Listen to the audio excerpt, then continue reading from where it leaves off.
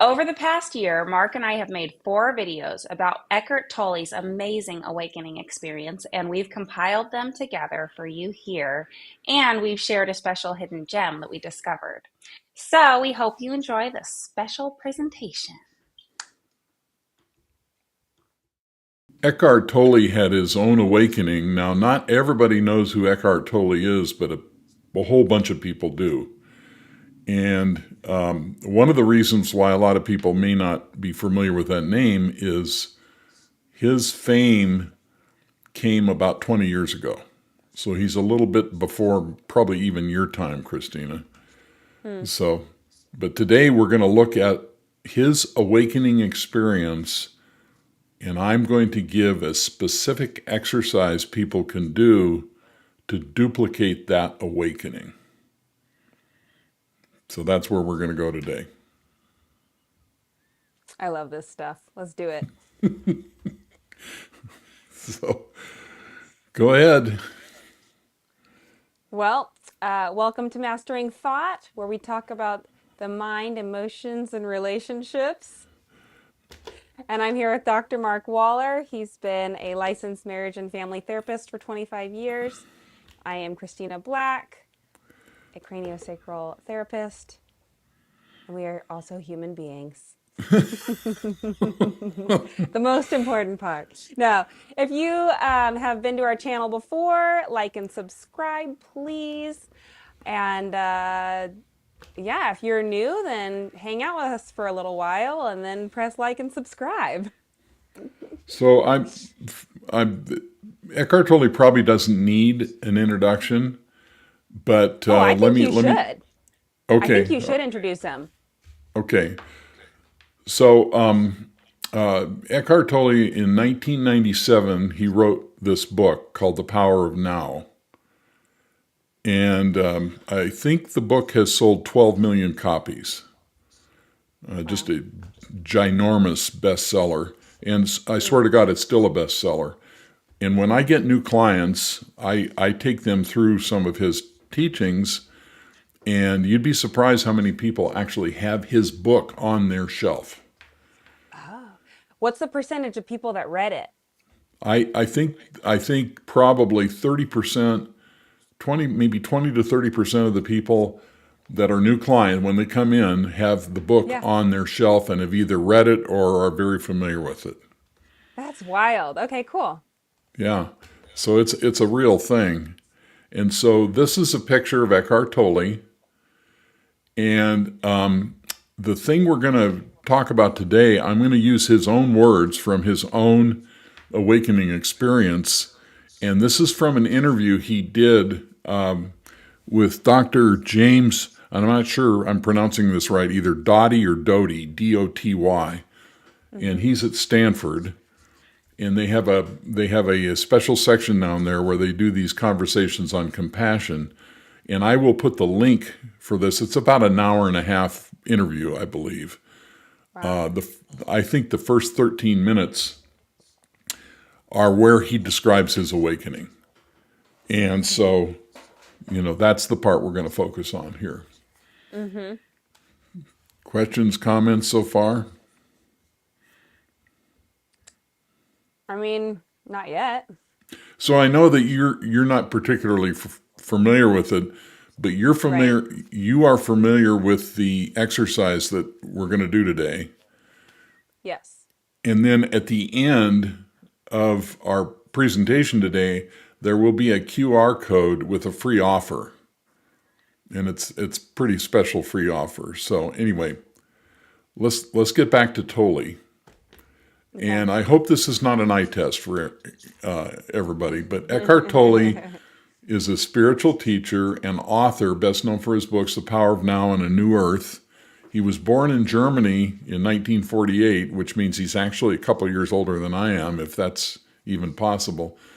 And Tolle experienced a profound personal transformation in his late 20s, which marked the beginning of his journey as a spiritual guide. And we're going to dissect that transformation today. And so Tolle's teaching focus is on the importance of present moment awareness as a path to spiritual awakening. He emphasizes the detrimental impact of the ego and the mind's identification with thoughts and emotions, which is exactly where we're going to go today, which he argues leads to dysfunction and unnecessary suffering. And I completely, totally agree. Life is painful, but suffering is all the thinking we do about the pain. Right.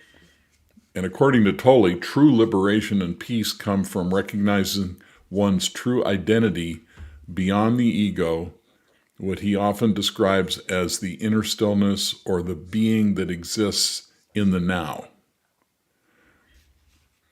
And let me put that in a little perspective, because when you're thinking, you're always in the remembered past or the imagined future. You really never are in the now. Mm-hmm. Now, he encourages the practices of meditation and conscious presence to help individuals transcend their mind's limitations, ultimately fostering a deeper sense of peace, connectedness, and enlightenment. But today, what we're going to do is I'm going to give you a specific exercise to do, which will lead to that transformation for you personally. And Christina, you've obviously already experienced this, so you can kind of chime in about what that's all about. But I've discovered kind of a shortcut here that I'm going to share with everybody. Okay? Okay. All right. I don't want to be dominating this, so... All right, so let's get into now. What we're going to discuss next is Tolle's actual awakening experience out of his own mouth. Mm-hmm. And I'm going to quote. To hear that. I'm going to quote this. So Tolle is depressed. He's suicidal. He wakes up at about 2 or 3 in the morning, and he has this thought: I can't live with myself any longer. And at that moment, these are his own, pretty much 100% quote. At that moment, an inner separation happened. And we're going to talk about that separation between the unhappy self and a deeper sense of I or beingness. He says, I have been identified throughout my life with an unhappy mind-made entity, which we call me in the head, consisting of self-talk in the mind. Everybody's familiar with the self-talk in the head. I sometimes call it the voice in the head, which are quite simply the automatic composite thought processes that never stop, that either comment on your sense perception.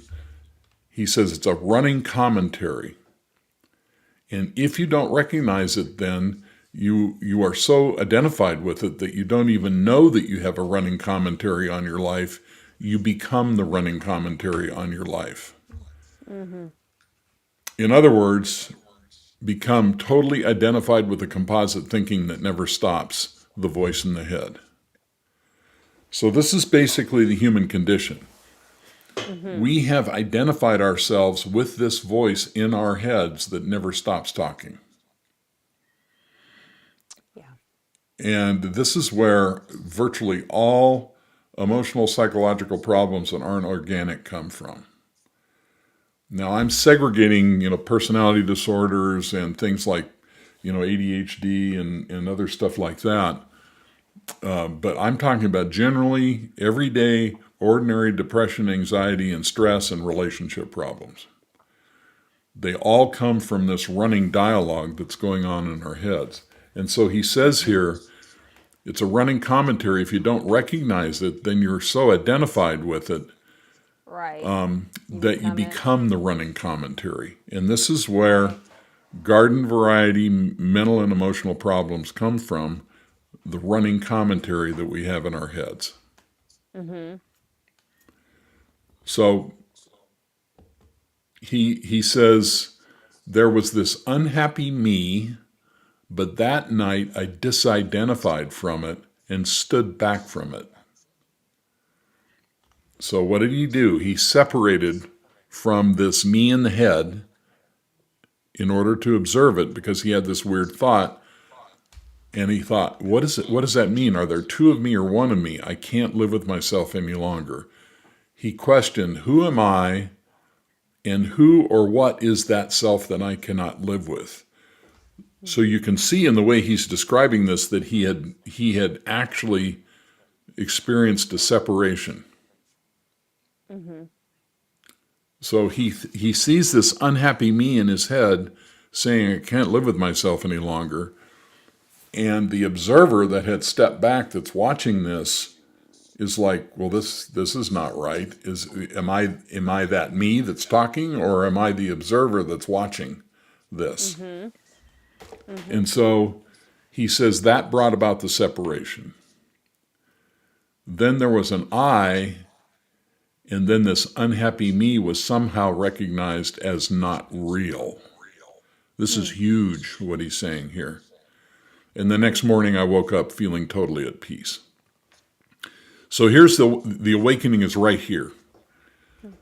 That thought brought about the separation, and when the separation occurred, there was an I, and the unhappy me in the head that was talking all the time, he realized was not real. And so he Right. disidentified. And that was the awakening he experienced. Comments so far? Just appreciating reading about his awakening after experiencing my own and seeing like what common threads there were. Well, talk about that for a second and speak up just a little bit. Sure. Will you go back to the slide? Yeah. So there was this unhappy me, but that night I disidentified from it and stood back from it. And yeah, I was mid-sentence when I realized, like, wait a second, I don't believe what I'm saying. But I knew like 2 seconds before that, I had believed what I was saying. Interesting. Interesting. So yeah, like just seeing both sides of that. And then also go back one more time. Um, yeah, that's when I felt the separation happen for me. And it was, for me, it was an I that was mischievous and a little bit of a trickster. And then the other me that just wanted to be genuine. Okay. So And then, was there a sense that there was an observer and a talker? well, sure, yeah. Because because it was the observer that goes, wait a second, that's not what I believe, right? And so it like called me out on my baloney. And and then I realized like, oh, this part of me that wanted to suggest that it's not really me. Right. Yeah. And then I did have total peace. Um I had that experience in the morning, but I had it for the rest of the day and I believe the next morning at least. Uh-huh. It lasted a good bit. Yeah. So the key concept here that you're talking about is there was an awareness that brought about a separation. Yeah. And the separation was between the observing I and the me in the head that was talking all the time. Right. And so let me summarize this in two very important points here. Number one, these 2 points are separation and disidentification. And so what Tolle is saying, and Christina, what you're saying as well, is that the separation occurred, and then you Mm-hmm. immediately realized that this commentary in your head was not real. Yeah, it was very quick. It was like, okay, well, if not A, then I don't know. Maybe I'm not saying that right. But just like, yeah, if that's not me, then if that's not what I'm trying to say, then I don't want this to be like something that represents me. So, I don't want to listen to this anymore. right, because you realized it was controlling you. Yeah. And it really wasn't helping me. Right, right. Yeah. So this is the ego that Tolle talks about in his teaching and writing. So the Mm-hmm. ego has a voice, and it's speaking in your head, and it's masquerading as yourself. And in the moment you separate from the voice in your head and observe it, when that separation truly occurs, you realize none of that is real and it doesn't need to control you anymore. Yeah.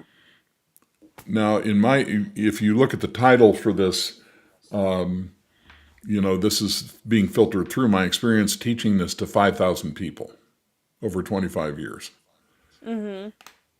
And in every single case where the person applied what I'm going to teach here in a second, what I'm going to share, they experienced the same awakening Tolle did and the same awakening that you did. Mm-hmm. The separation from the voice in their head and the realization that that voice was not who they were. Mm-hmm. And I ran across this interview with Tolle. Gosh, it had been 5 or 6 years ago, but I had already been teaching this all those years. And when I watched him explain this, Oh, interesting.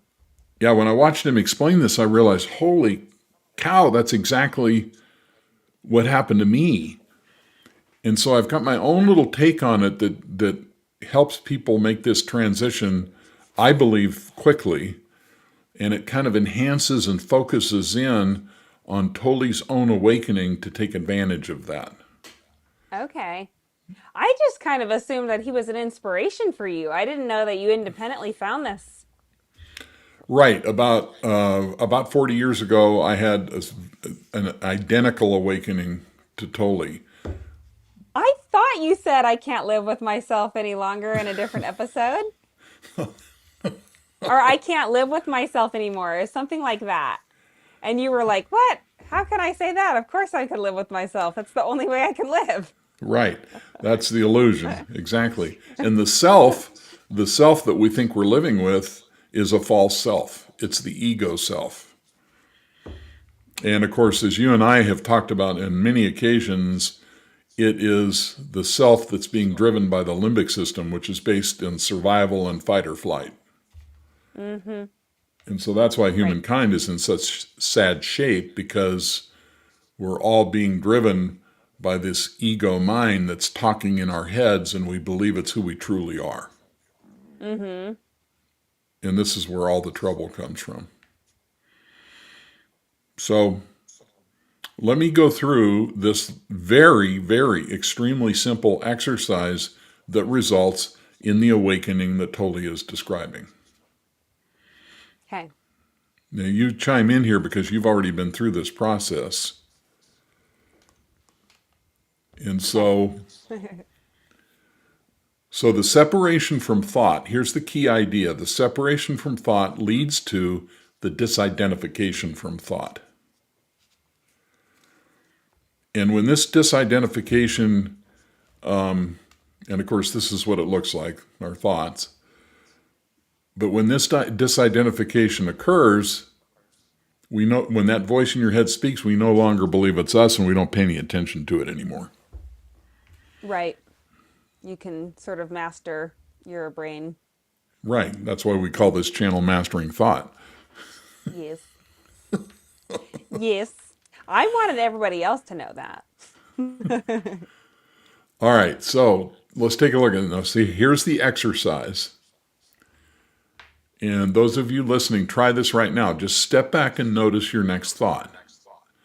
Now, maybe the next thought is, I wonder what I'm going to have for lunch.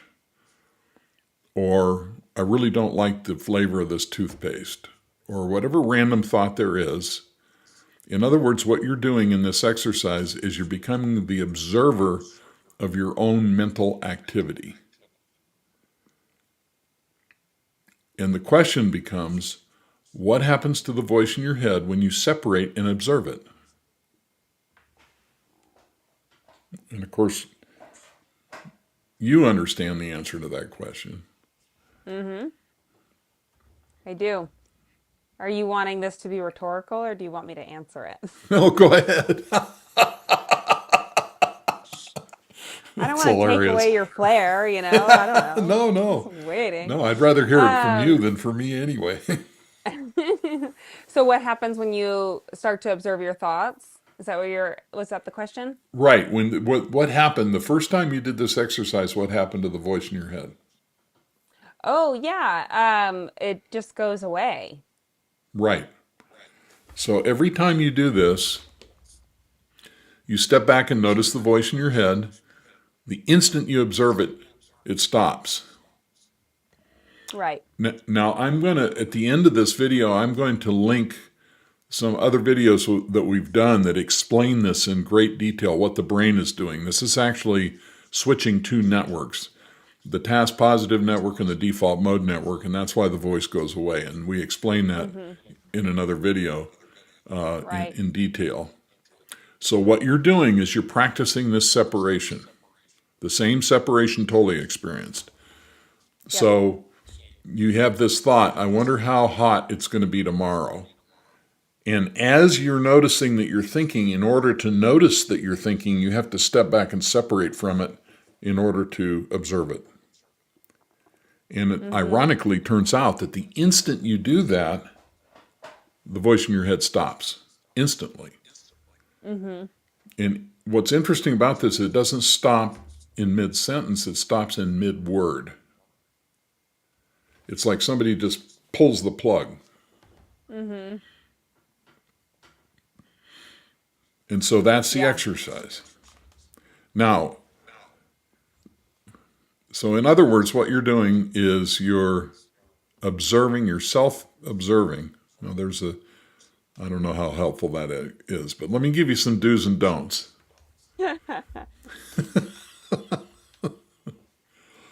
So do this exercise, only do this two or three times in the morning, in the afternoon, or evening. Now, Like why just am two I or three saying times in a that? day, or are you meaning like 6-ish, 9-ish times a day? Even if you only do it 2 times a day, it doesn't matter. It's really Okay. important. It's really important that this is just simply effortless. This is not meditation. You do not need to build an altar in the corner. This is a very casual thing, Okay. and the more casual, it's better. You know how we humans are. We want to turn everything into a project. Complicated.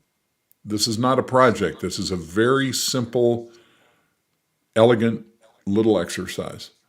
So only do this exercise 2 or 3 times in the morning or the afternoon. It's not like you're watching every thought. That is, do not do that. That will not result in the awakening. Now this next one is extremely critical. Only do this exercise on simple, trivial, everyday thoughts. Now, why are we doing that? We're doing that because, Uh, go ahead. oh, well, I think you said when you get involved in the emotions, it's like harder to just complete the exercise. Exactly.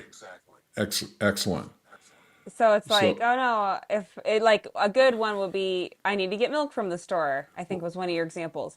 right, And a bad one would be, oh, I better get milk before I run out and my kid freaks out. That would not be one that you would right, do. right. And Yeah.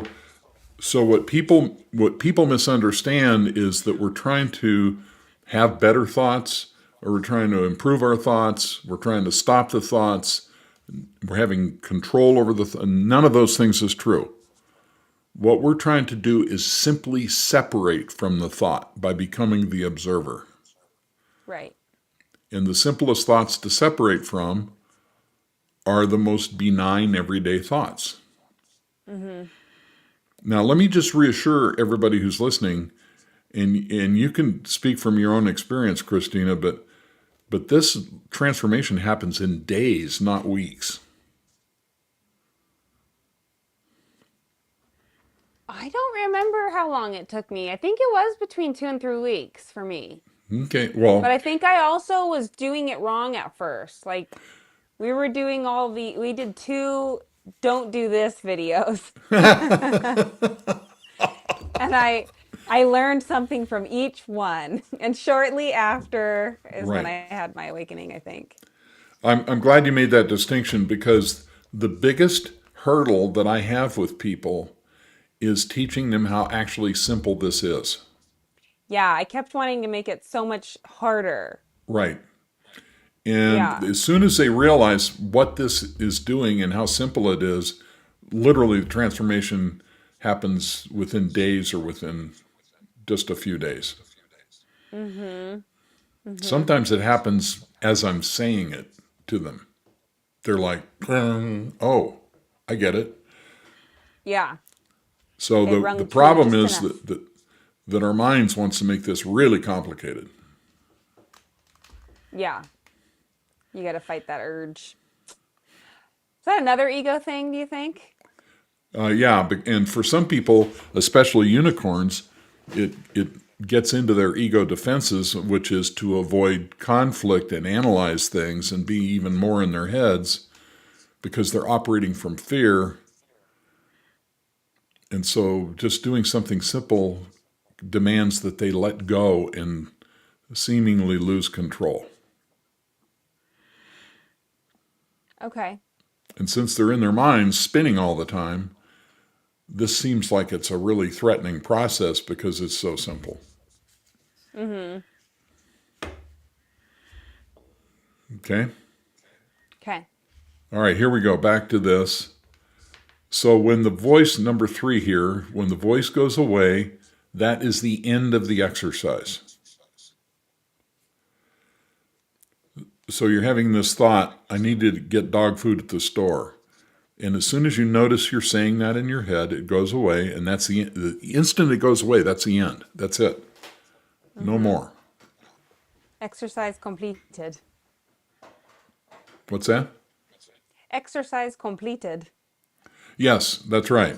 And you don't have to do it again. Now, the thing people don't understand is that the instant the voice stops, it will start up again.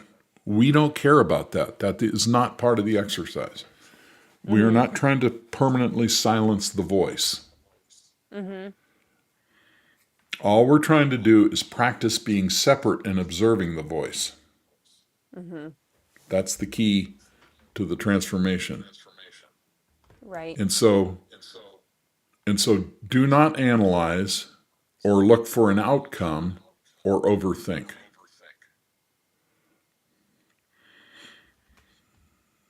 And finally, don't use this to solve a problem.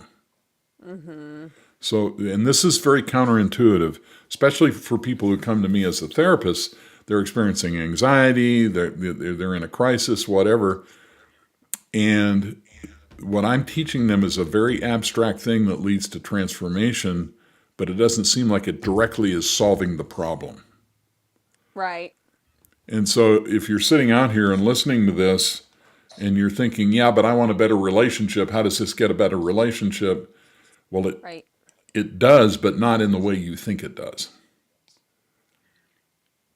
And so if you're waiting until you have an argument with your boyfriend, I need to do the thought watching, that is not going to work. Don't do it. Don't do it. Do it on a schedule just because, and when you're not worked up. I like the way you said that, just because.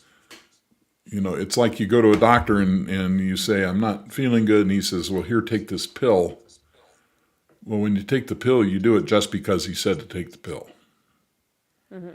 Not because you're going to instantly have a outcome that you can observe. Right. That's the same thing with this. So let's go back to this. There's the exercise again. You step back and notice your next thought. And honestly, by the way, you'd be surprised how many people's next thought is, what if I don't have a thought? That is the next thought. That's a freebie, you guys. That's a freebie. So this reminds me of, I had this client, and I did a video about her a while back on anxiety, and she was so anxious she couldn't get in the car to take her children to the grocery store anymore. She was home ridden, and I kept trying to teach this exercise to her, and every time I would say to her, "Okay, just wait for the next thought," this weird look would go across her face. And I said, "Do you want me to tell you what your next thought is?" And she said, "Yes, please," because she's in there searching for the next thought. And I said, your next thought was, what if I don't have a thought? And she looked at me and she said, oh my God, that was my next thought. The next week, she was back in the car taking the kids to the grocery store Yeah. because she was talking in her head and didn't even realize it was a thought. And thoughts aren't you. So here's the exercise again. Just step back and create that separation and notice your next thought. And then notice that the instant you observe the voice in your head, it goes silent. And then that's the end of the exercise. Mm-hmm. Okay? It's just that simple. Yeah, now I'm just curious, is it interesting to you, Christina, that Tolle went through exactly the same thing that you did? I mean, yes, certainly. But also, it's kind of what I expect. It's like trust but verify. It's Right, like right. why I was like, oh, like totally reading his story. But yeah, I mean, I think this, from what you've described, this is like how this works. Right. Well, it's certainly how Yeah. it can work. I mean, there are probably other ways to become awakened. I don't know. Some people, have this light bulb moment based on other things, but this is very intentional and it works every single time for somebody who will get out of their head and just do the exercise. Mm-hmm. Mm-hmm. I would be curious sometime with you to discuss what we call in craniosacral your inner wisdom or inner physician, because I would be curious to see how much of it is the observer, and we describe it just in a nutshell. The part of you that exists inside of you that is already healed, already whole, already knows what you need, and is always like it always has your back, basically. So I would say that's exactly the same thing. Mm-hmm. That is the I that Tolle is talking about. Mm-hmm. And see, the Okay. reason why we're not experiencing that is because we're busy in our heads doing other things. Right. Right. And when we interact with it, it's when the client on the table is in a more relaxed state. They're in Right. like a light trance.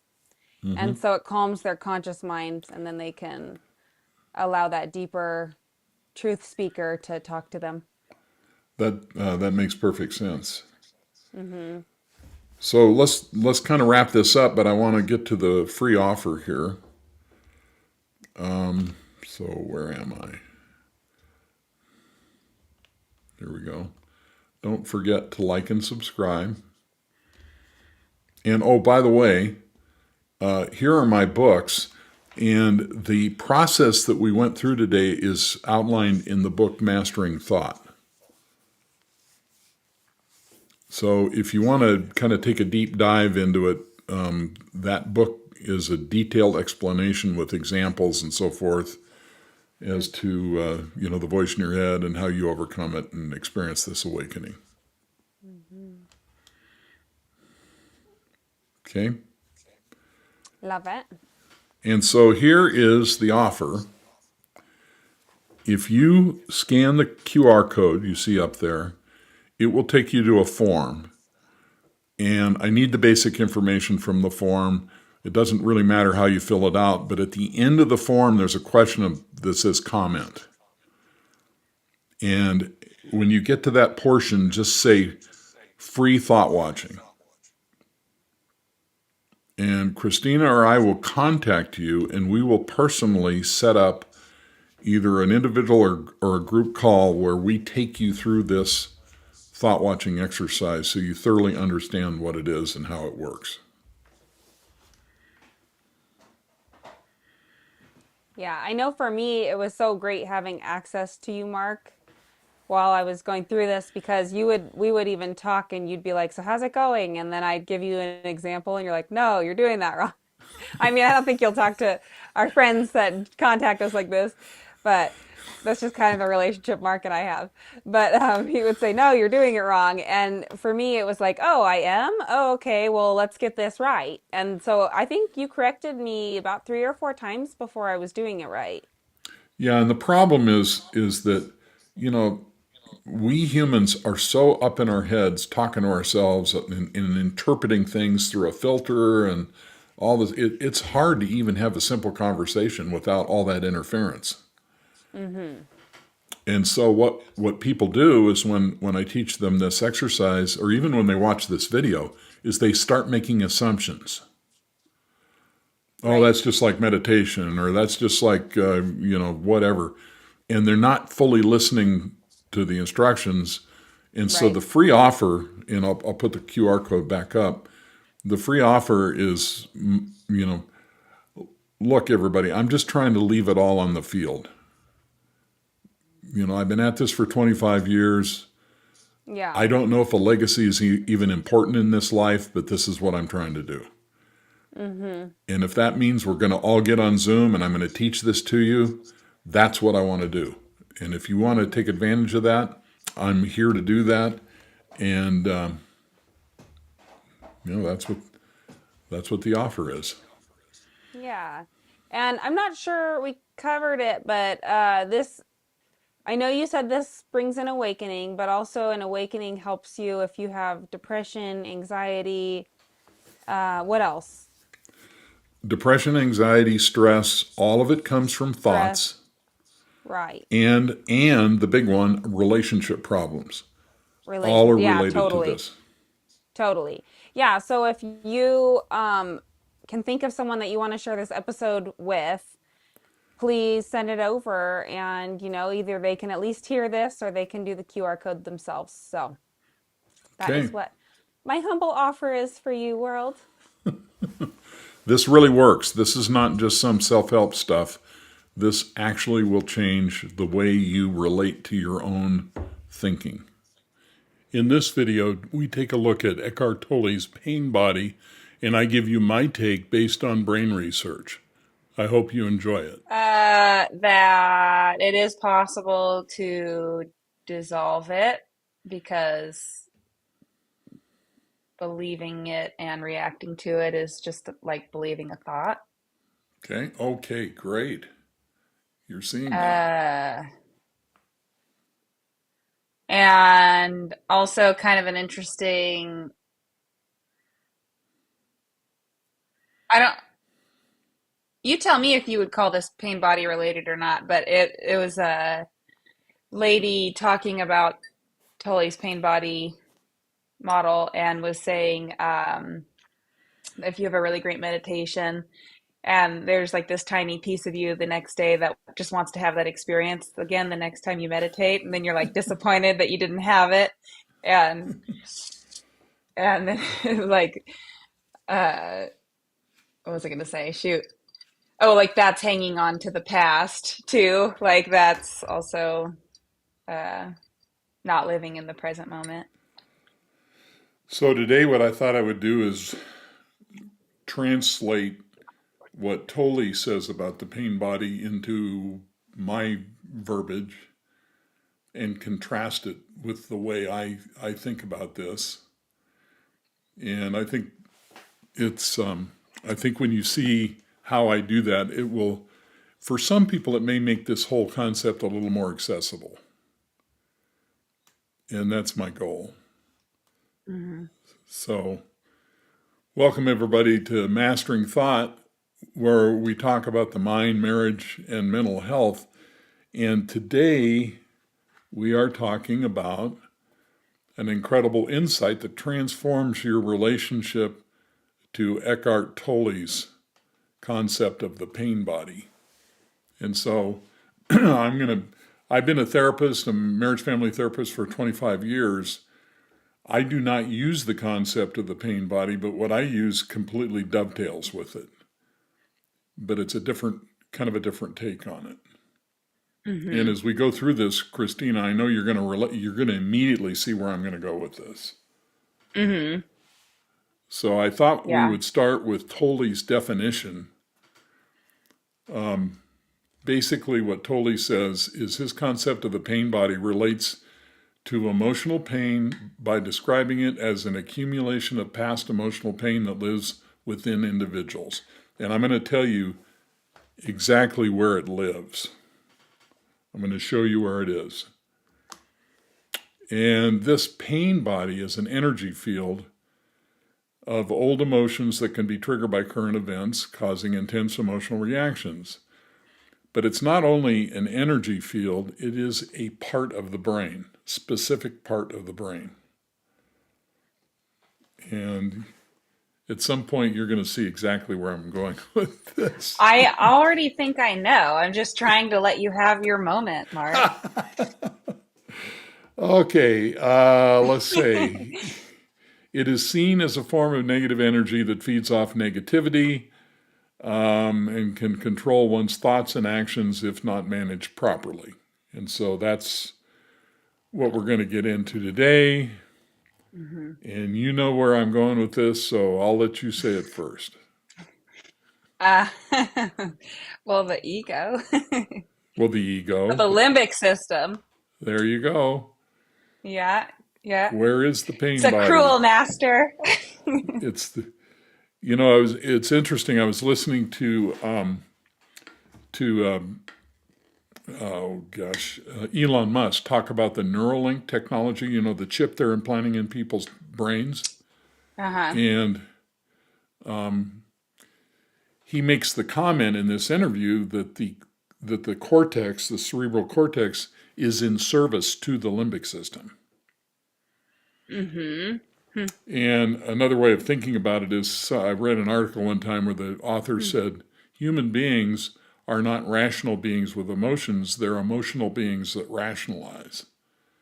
And this all ties into the concept of the pain body. Right. Now, I want to Right. exclude two things here today when we talk about pain. Two things I want to exclude are specifically grief and heartbreak, a broken heart.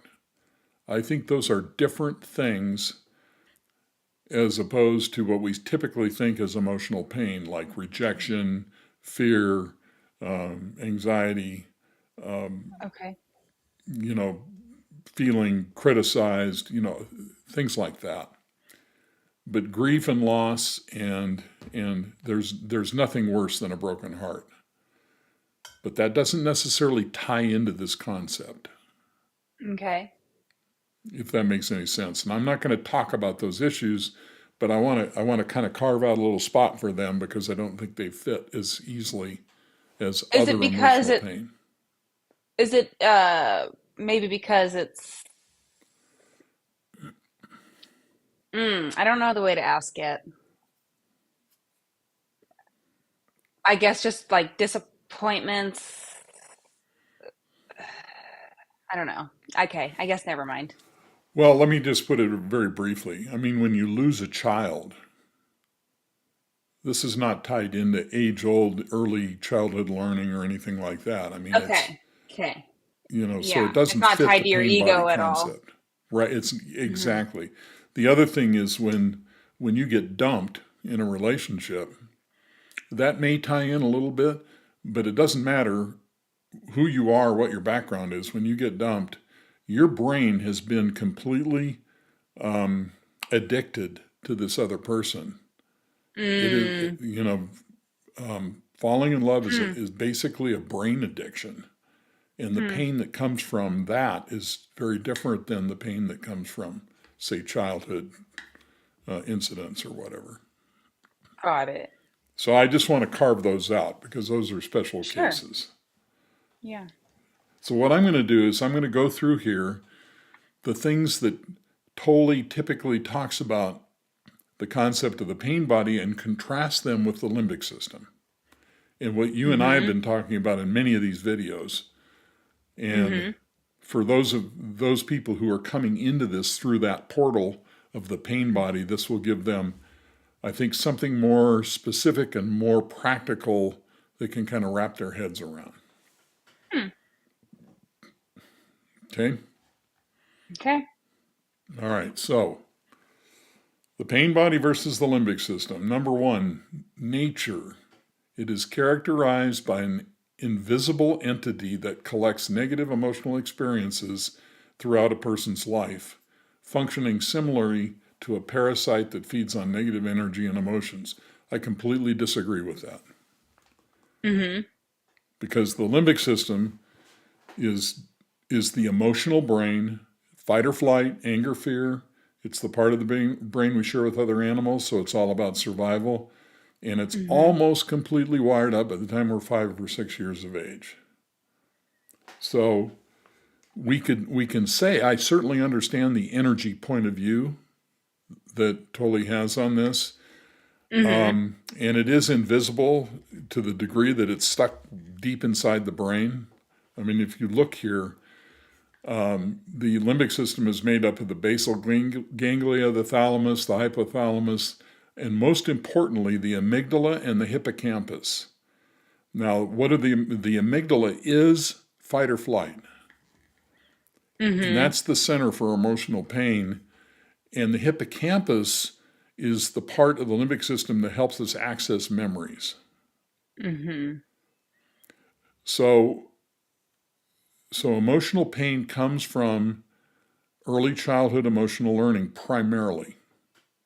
And then Mm-hmm. everything after that is filtered through the perception that's formed in the limbic system from those early childhood memories. Mm-hmm. So, in other words, if, let's say, you were born and raised in a certain family and you have the belief that you're being, rejected, okay, if you have an encounter in high school with somebody, it's going to be filtered through that perception of rejection that was established back in Right. those early years. Right. And remember, the two primary emotional pains are fight or flight. So anger and flight, anger and fear. Fear. Yeah. And this relates to the lion and unicorn, which we've talked about in other videos. And there's at least 2 or 3 different videos I want to link to this somehow. I don't know how I'm going to do them all, but we're going to link Mm-hmm. 2 specifically. But the lion and unicorn is based on the limbic system's response to fight or flight. Threat. Yeah. About half of us respond easier to flight, half of us respond easier to fight, and it has to do with rejection and fear. And anyway, so getting And back to then we all this, find each other and get married and that we find our opposite type and we get yeah. married. And then we So, grow. what it's now, these are not quotes from Tolle. These are my interpretations. Mm-hmm. So, to the extent it's hidden, it's invisible, and it's not. It is an entity. It's a little boy or a little girl. The limbic system is a hurt little boy or a hurt little girl, and they collect experiences primarily in the first 5 or 6 years, not throughout a person's life. What I'm Mm-hmm. saying I is see what you're whatever's saying. Yeah. established in those first years becomes the perceptual filter that everything else goes through from that point on. Sure. And to a degree, I agree that it functions similar to a parasite because it's based in survival, so its survival imperative has been built in those early years from those negative emotions, and unfortunately, that part of our Right. brain is still stuck in childhood. Mm-hmm. Mm-hmm. So how's this making sense so far? It's making sense so far. Yeah. Okay. I have no beef. Okay. I also have no questions right now. I'm just absorbing. Okay. All right. So Mm-hmm. number 2, formation. The pain body begins to form from childhood experiences and continues to accumulate. I don't actually agree the broadness of this statement. The pain body is primarily established in the first 5 or 6 years. And Mm-hmm. when when someone, especially a therapist or a psychologist, understands how the limbic system actually works, it explains most of psychology very easily. Mm-hmm. Right. And it continues to accumulate every time a person, I would say it tends to reinforce those the pain and those perceptions every time a person experiences emotional pain because of the unresolved negative emotions they bring from childhood. Okay. Sure. So it's a little different way of looking at this.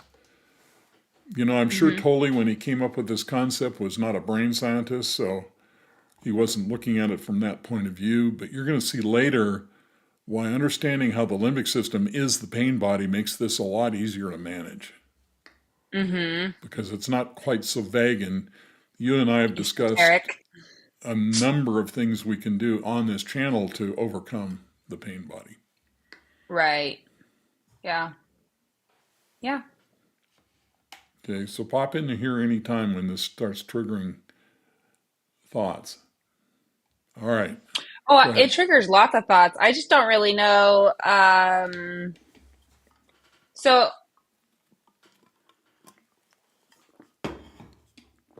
I guess I also see the pain body pop up in my mind because of how when I experience an emotional event, how my body will feel discomfort because of it too.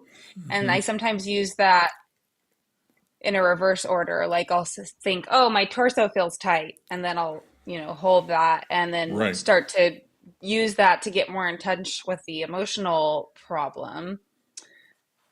But, and yeah, I guess I just do feel it release my body and release my mind. So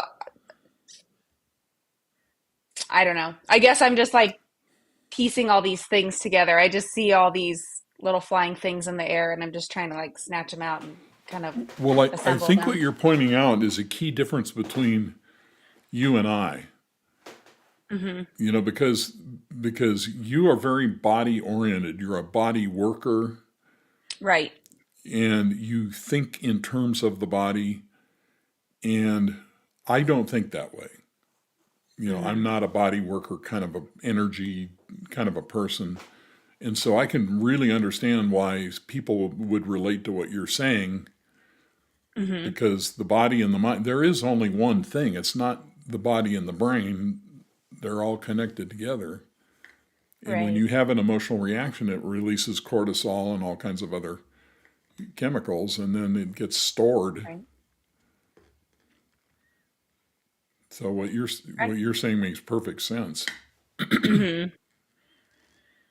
Yeah, and I mean, it's a beautiful process. But anyway, I'm interested to keep hearing more about what you wanted to say. All right. Well, it's interesting for me because whenever I meet people, for instance, that are interested in yoga, Hmm. that have a natural inclination towards that kind of practice, I know Hmm. immediately they're very much body oriented. That's something they're very Hmm. sensitive to. Right. I'm not particularly that way. I don't think of it in those terms. Yeah. But I did see that in the beginning of my practice with yoga, it like increased my connection with my body as well. Right. Okay. That makes perfect sense. Yeah. Yeah. It's like the the grass is greener where you water it kind of a thing. Well, it's just like some people are more visual, some people are more kinesthetic. Hmm. You Yeah, know, they, sure. they just have a different orientation. Sure. All right. So, impact on behavior. When triggered by events, conversations, or thoughts, the pain body can cause feelings of irritation, anger, depression, or defensiveness, leading to reactive behavior. So, this is kind of mixed up language here.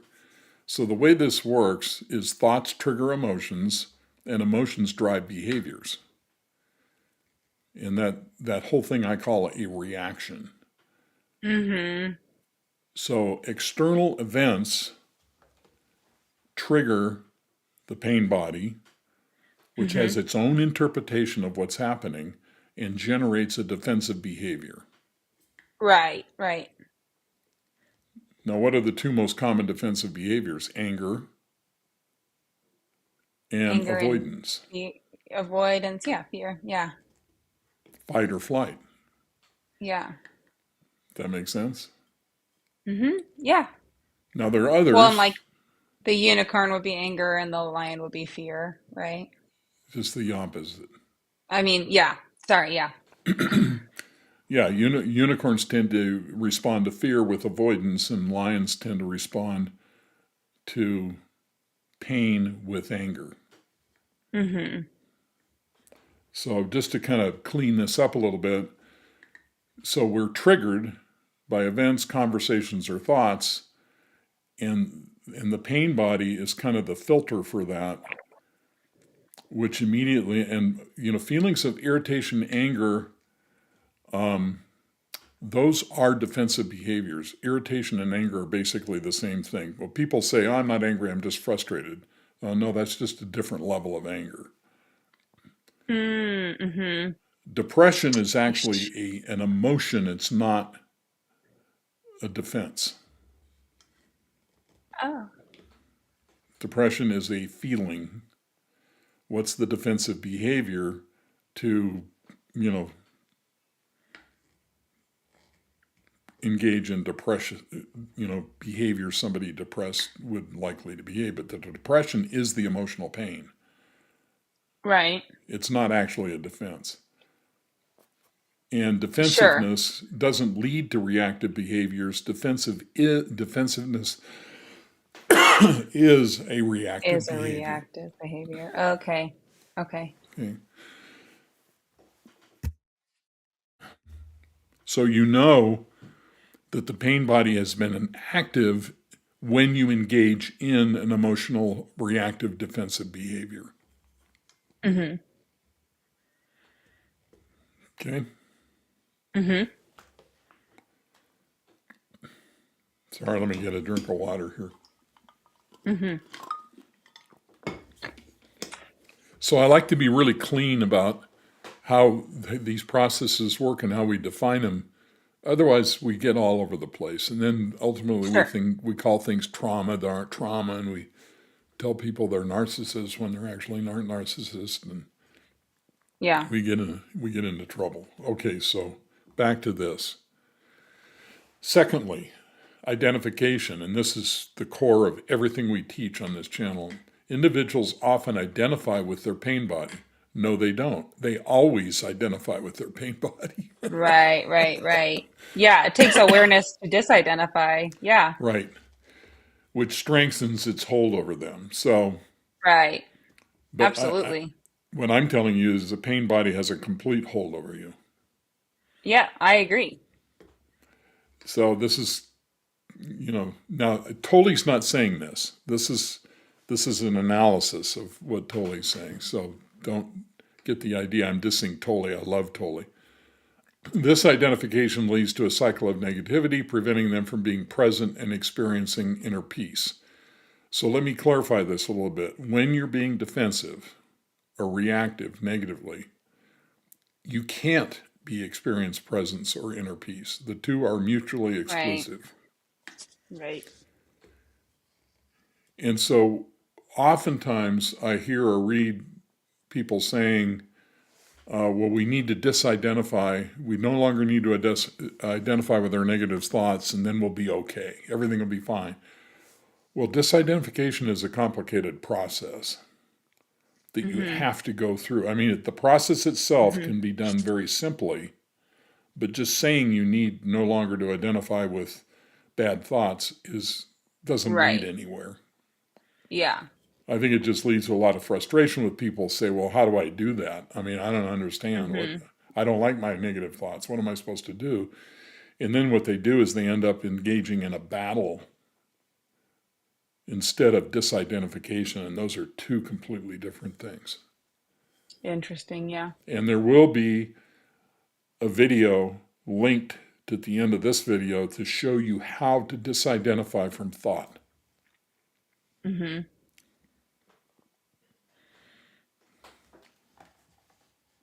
All right. So individuals they always identify with their pain body. And the reason they identify with their pain body is their pain body, their limbic system is talking to them, literally, speaking words in their head. That is what we call a thought. Mm-hmm. You know, years ago when I began to teach thought watching, I realized that people didn't know what a thought was. A thought is the voice in your head that sounds like you talking to you. Mm-hmm. And Yeah, I mean, you had so to teach simple. me. You'd be Right. surprised how many people were having thoughts they didn't even know they were having a thought. Right. And usually their thought was something like, well, what if I don't have a thought? That is a thought. Mm-hmm. Anyway, Right. all right, moving on. Healing approach. Tolle suggests that awareness and non-identification with the pain body are crucial. Absolutely true. Embracing the present moment and accepting emotional experiences as they arrive can help dissolve the pain body over time. Yes Right. and no. Yes and no. Both of those things are true. So when a negative emotion arises, when emotional pain arises, turning into the pain and accepting the fact that you're experiencing pain can be very helpful in dissolving the pain body, but you need to add another step. Okay. And what do you think the other step is that you need to add? So you're having this Well, interaction with your husband, and yeah. you feel like he's rejecting you. Mm-hmm. Okay, you turn into that feeling of rejection and accept, okay, I'm feeling rejected, but there's something else you need to do. What's the other thing? Uh, w- I guess the way you're setting this up is confusing to me, but I'm sorry, I I would always do that. say it's okay. I think in the moment I would also like just remember that I am very prone to thinking that I'm being rejected and that I should be Yes, honest with myself about if that's really happening. yes. And so we saw earlier, where was it? That the pain body, the second one there, the pain body begins to form in childhood. So Mm-hmm. the missing piece here is yes, we need to accept the emotional experience as it arises, but we need to ask ourselves, where is this actually coming from? Mm-hmm, mm-hmm. How, Right. which is what you're saying. How does How this does this, relate to my childhood? yes, how does this relate to my Mm-hmm. childhood? Okay. Right. Because that is the key to healing. The key to healing Right. is connecting the dots between the trigger in the present moment and the emotional past where the pain body was formed. Mm-hmm. Mm-hmm. So as you were Mm-hmm. saying, if you have a tendency to feel rejected, then in the moment you're interacting with your husband, if you can remember, wait a minute, this is really about my mother or my father, Right. all of a sudden you've connected the dots to the origin, Right. and then you turn and look at your husband and realize, wait a minute, that's not what he's doing at all. Right. And then you're free of it. Right. You begin to see it was like this illusion that you believed. That's right. Yeah, and it makes it so that you're possible to really respond to what's happening here and now and not getting carried away off on some other thing. You're actually responding to something that's not happening. You're Yeah, responding to a right. trigger, and you're responding as if your childhood experience is happening all over again. Mm-hmm. And it's robbing Right. us from present moment reality. Right. And can honestly make it so much less confusing for you if you do find yourself falling into that loop. Like, why am I getting so mad about this? Like, you aren't. Exactly. It's okay. Right. But there is something that's asking for your attention. people tell me all the time, we had an argument the other night and we know we're overreacting. Yeah. Okay, well, why are they overreacting? They're overreacting because this is linked to early childhood emotional learning and they don't see the connection. Yeah. And so, in another way of saying it, the hurt inner child is responding, not the adult. Mm-hmm. Mm-hmm.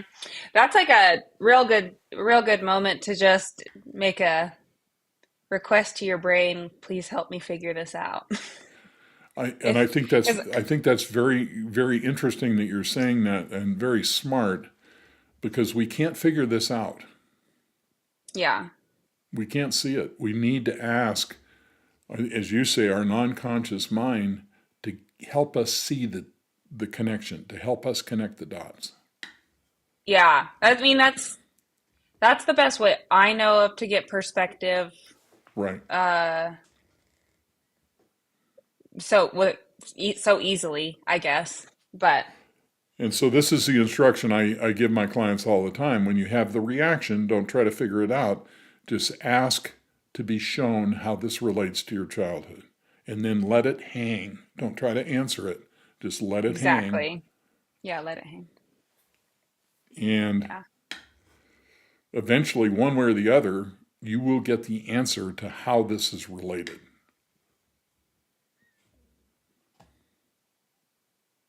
Okay? Okay. That sounds good. All right. Next thing is the nervous system connection. Pain body is linked to the nervous system's response to stress and trauma because it Mm-hmm. is part of the brain. That's why it's linked. Right. Often keeping individuals in a state of survival mode, which biases their thoughts toward negativity. This is the limbic system. This is how the limbic system is supposed to work. Right. It's keeping you alive. It's making you Right. prepare for all the could happens. That's right. And so the unfortunate part about it is people don't understand that the limbic system is still running their lives, Right. even though they're not in the same situation they were in when they were 4 or 5 years of age. Right. And so there's not a nervous system connection. This is the nervous system. This is Right. parasympathetic and sympathetic nervous system stuff that's being controlled Autonomic. by the autonomic nervous system, controlled by the limbic system. Right. That's where it's coming from. Yeah. Oh, and by the way, if you're liking this discussion, oop, I gotta get you in my window here. We can't do this to Christina. Oh, there she is. Oh, hi. You found me. What a horrible thing to do. Yeah, it's okay. So please like and subscribe if you enjoy this stuff, because we love it and we'd love to share it with you. Mm-hmm. And so let's go to the last thing on the list here. Mindfulness practice.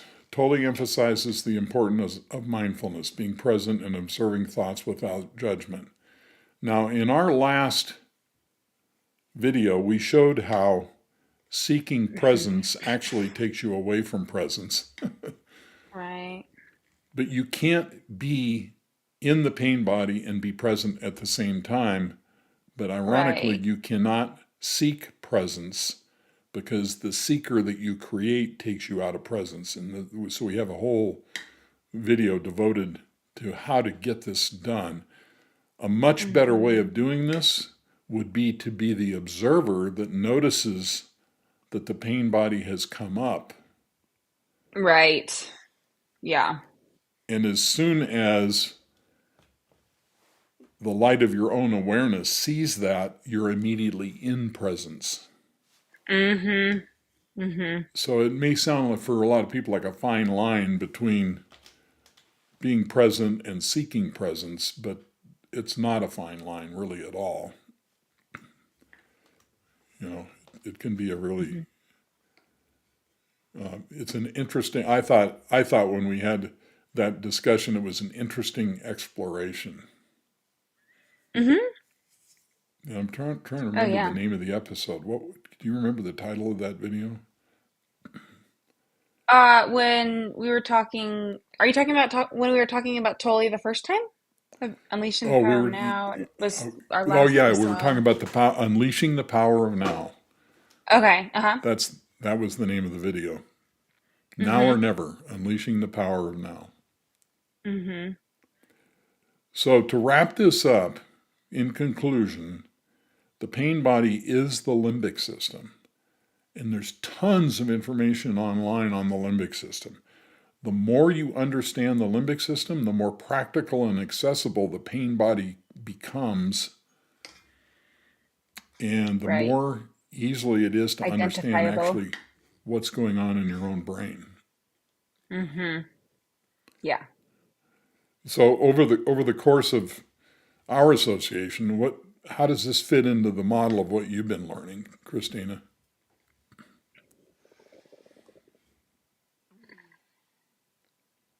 Well, I would say when I'm working on clients that the nervous system does communicate not only to, the person it belongs to, but it does show that it's hurting if it's hurting. And you know, at first it seems like it kind of just gives you like a tight shoulder or something. And if you ignore it, then it gets to be like to where now you kind of can't always play tennis or something. Like you're starting to limit yourself. And Mm-hmm. if you keep ignoring it, it can get worse, until, there's like having to scream at you. You might be thinking about surgery or things like that. And I can't say that I know that all issues in the body are like that. That's a pretty big claim, but I do see things in clients that we begin working on this part of their body where their nerves were buzzing more than other parts of their body. And then their non-conscious is starting to feed them like, hey, you're really sad because you've been having to shoulder all Mm-hmm. this responsibility for all this time. And Interesting. like you needed to ask for help and you didn't even have your own back. Or Ah, you felt the weight of everyone's expectations on you and you felt so alone, and things like that. And there's these emotional components that we are just working on their shoulder. I'm just sitting there, they're saying, oh, right, my shoulder's starting to get itchy. right. I go, okay, well, what do you think about when you notice that it's itchy? Like, oh, it Mm-hmm. makes me uncomfortable. It reminds me of how I'm uncomfortable with, the expectations of my family or things like that. And Right. here they are just responding to the information fed to them, and their shoulder is releasing. I'm feeling it in my hands, they're feeling it. Wow, it's getting so warm. Wow, it's really releasing. Oh, I can feel my fingers again. Like they'll Right. text me the next day, I had so much success like lifting my child, whatever these things are. And I will say that you know it, it's interesting that we have all these different ways to uh view essentially the same function in a person, Mm-hmm. in people. And there's so many different ways that we can interact with it for the benefit of ourselves. And we might cling to one or two versions, but there might be times in our life where trying different ones offered us something that we couldn't get to just through reason or just through meditation Right. or whatever, or even just through craniosacral or whatever method you're pursuing it. So I Mm-hmm. guess, yeah. And I guess that not only does it teach you that, but then also we can work with our own pain. We can find our own pain in our body and try to Right. befriend our non-conscious so it can talk to us and tell us how we can heal. Working with you has been very refreshing for me because it's a point of view that I've never had before. But Mm. I will tell you this, that when people come into my office or when I start a Zoom doing online therapy with them, they do a couple things right away. They non-consciously reveal to me whether they're a lion or a unicorn. They tell me what their pain is, and more Mm-hmm. often than not, in the first 10 minutes, they will tell me where it came from without knowing that they've done that. Wow. It's just like the non-conscious is dying for it to get out there. It's it's embedded in their language and they don't hear it. Wow. Okay. Interesting. Well, right now I've got a client who has three different jobs. Basically, they're all forms of being a first responder. Mm. That's not one job, three jobs, and Wow. and we had a session this morning. I told him, I said, your job situation is a metaphor for whatever this issue is you have. You're trying to rescue someone from something. He's Mm-hmm. an EMT, he's a firefighter. I said, you're trying to put out a fire from somewhere, and you could see he Mm-hmm. started to, it was like, oh my God, there's Yeah, something there's driving something this. here. Yeah. Yeah. Oh, good And luck to so him. it's not Hmm. hard to see the pain body because you see it right away, and the person explains what their pain is. I'm a lion, I'm a Mm-hmm. unicorn, it's fear or it's shame, I feel rejected, and they will just lay it all out to you, which is very helpful for me, but also very difficult because I know immediately what's going on and I know what the solution is. Now I've got to work with them to get curious. Take him on a side road. Yeah, so sometimes it gets really difficult. Yeah, By the like a way, sneeze. oh, go ahead. Hmm. Oh, I was just kind of imagining the scenario where like it looks like there's an ice cream right in front of you, but you're really in a glass maze and you kind of have to like walk around and in front of this panel and come back to it to get to it. But it'd Well, be hard to convince people that if they didn't know the glass was there. it's like if somebody has a piece of lettuce stuck to their tooth, Hmm. and you keep telling them you've got a piece of lettuce on your tooth, and they're like, oh, I can go home and brush my teeth. I brushed my teeth first thing this morning, and no, it's like there's a Right. piece of lettuce there. Can you see it? And they're like, well, I Right. don't normally have lettuce on my teeth, Yeah, yeah. and you're like, We no, do listen to do me, odd things look at when my we eyes and the words that are coming out of my mouth. we do such odd things when we review our own behavior. So listen, Yeah, we're emotional beings that rationalize. Anyway, go ahead. if you want to work with us, just scan the QR code. It will take you to a form that I have finally learned how to respond to, and we will get in touch with you and follow up with your needs. And don't forget my books. The Dance of the Lion and Unicorn has extensive chapters on what you would call the pain body on the limbic system. Mm. And Mastering Thought, by the way, is available as an Audible book, and it's doing pretty well. But if you need some help, just scan the QR code and we'll get in touch with you and we'll follow up with your needs. And do Mhm. this is not psychotherapy, what we do. It's a model that we teach people. It's a way to think.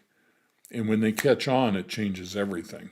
In this video, we take a broader look at Tolle's awakening and add some information we haven't discussed before. I hope you find it helpful. Mark, I was wondering if you could take a little time with us to tease out what disidentification means. Well, I know that when we talked earlier this week, kind of in preparation for this, I I wanted to talk about Tolle's concept of disidentification.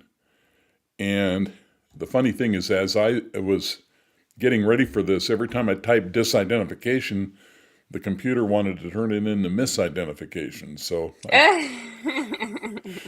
I guess it is kind of a mystical topic, but That's funny. we're going to go through. Tolle specifically uses this word, and I have found it's the key to the whole awakening experience. And so I The wanted to, disidentification. that's correct. Yeah. And Tolle talks a lot about not thinking or thinking's bad or whatever. But I followed him not super closely, but I'm very familiar with his work. I admire it tremendously. But Mm-mm. this concept of disidentification, I don't think he emphasizes as much as I do, and so that's kind of inspired me to go through this a little bit. Yeah. Okay. Cool. And you've been through this is in your experience, so you can Yeah, chime in here and explain from your point of view what this really means. sure. So the first thing I thought we'd do is go through very quickly. Now this is all from a an interview Tolle did. I'm sure it was probably 20 years ago at Stanford, where the gentleman's interviewing him. I think it's called the Center for Compassion or something like that. It's a Okay. great interview. It's well over an hour long.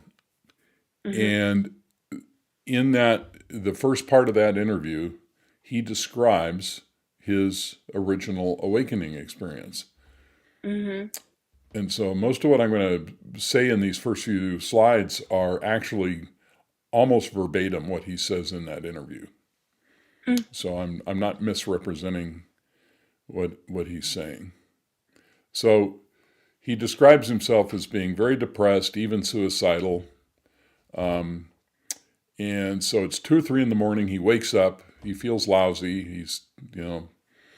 And he has this thought: I can't live with myself any longer. And you probably have to agree with me. That's a weird thought. And what? I mean, yeah. It's the only Well, way you can really live. yeah, that's the whole point. And, Yeah. and so Tolle, when he has this thought, he thinks, "Wait a minute, are there two of me or one of me?" Right. And at that moment, when he's stepping back from that thought, analyzing it, he experiences an inner separation from the thought. He becomes separate from the thought. Mm-hmm. And there was a distance, a separation between the unhappy self that he was experiencing almost on a daily basis and a deeper sense of I or beingness. And he says that he had identified throughout his life with an unhappy mind-made entity consisting of self-talk in the mind. Mm-hmm. So he describes this thing that was going on in his head for years and years and years, these automatic composite thoughts that never stopped. So, and he says Right. everybody's familiar with the self-talk in the head. That actually is not entirely true, believe it or not. He Yeah. says, I sometimes call it the voice in the head, which are quite simply the automatic composite thought processes that never stop. And it's like a running commentary in the head. Mm-hmm. Right. And I don't know if you had this experience, but when I teach this to people, usually the second week they come back to me, the first thing they say is, my head never shuts up. Yeah. Yes. So he says, let's go back to this for just a second. He says, so there's this running commentary, and if you don't recognize it, then and you're so identified with the commentary that you don't even know you have a running commentary on your life, you become the running commentary on your life. Mm-hmm. So people who have relationship problems, emotional, psychological problems, they have a running commentary going on in their head that, unless they have some organic damage or, a deeper, bad juju in their brain, that commentary is producing their symptoms. Mm-hmm. And so, in other words, they become totally identified with the composite thinking that never stops, the voice in the head. Mm-hmm. That And makes a lot so of sense. this identification is the source of the problem. Right. And it's tricky because it uses your voice, talking to you, sounding like you, even supplying you with its feelings. You have access to its feelings. Right. So Yes. it's like, yeah, it's a trip to realize that you don't have to believe what it says. That was such freedom the first time you explained that to me, that you don't have to believe the thoughts that just pop in your mind. It's interesting that you're saying that because, Usually in the first session, when somebody comes to me, I explain that the voice in their head is not who they are. And Mm-hmm. you would be surprised how many people just absolutely are stunned by Yeah. that concept. Yeah. Well, and you had even mentioned one time there was like a Buddhist monk who you had said that to, or some story where he had been studying meditation for years and he never knew Hmm. it. Yeah, he wasn't a Buddhist monk, but he was studying meditation for like 20 years. Okay. And Yeah. I asked him, did your teacher ever explain to you that voice is not who you are? And he said, no. Yeah. Man. I've said this before. One of the pitfalls of meditation is once the meditation is done, we go back to this thought identification. Right. Maybe during And meditation, we're observing the thoughts, but once it's over, we go back to kicking the dog and yelling at our wives and identifying with the commentary in our head. right. Yeah.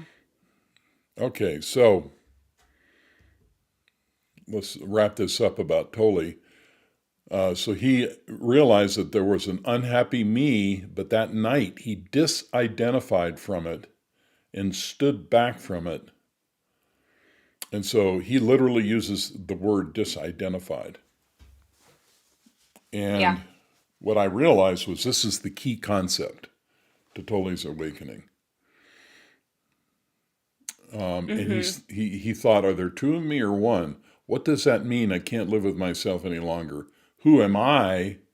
And who or what is that self that I cannot live with? Mm-hmm. And that brought about the separation. Mm-hmm. That thought brought Yeah. about, and then there was this I, and this unhappy me was somehow recognized as not real. Mm-hmm. And you and I have spent a lot of time talking about this on our channel. And Right. I think what's interesting is not too long ago we had a session where we talked about the cingulate gyrus in the brain and how it literally produces a dramatic narrative in our head. Right. And It holds our story if you believe the or story, supplies. then you're going to be controlled by the story. Right. So this is a perfect time to introduce Sunny, our spokes our spokesman. Oh, there he is. There she is. I wonder if Yeah. Sunny still identifies with the voice in her head.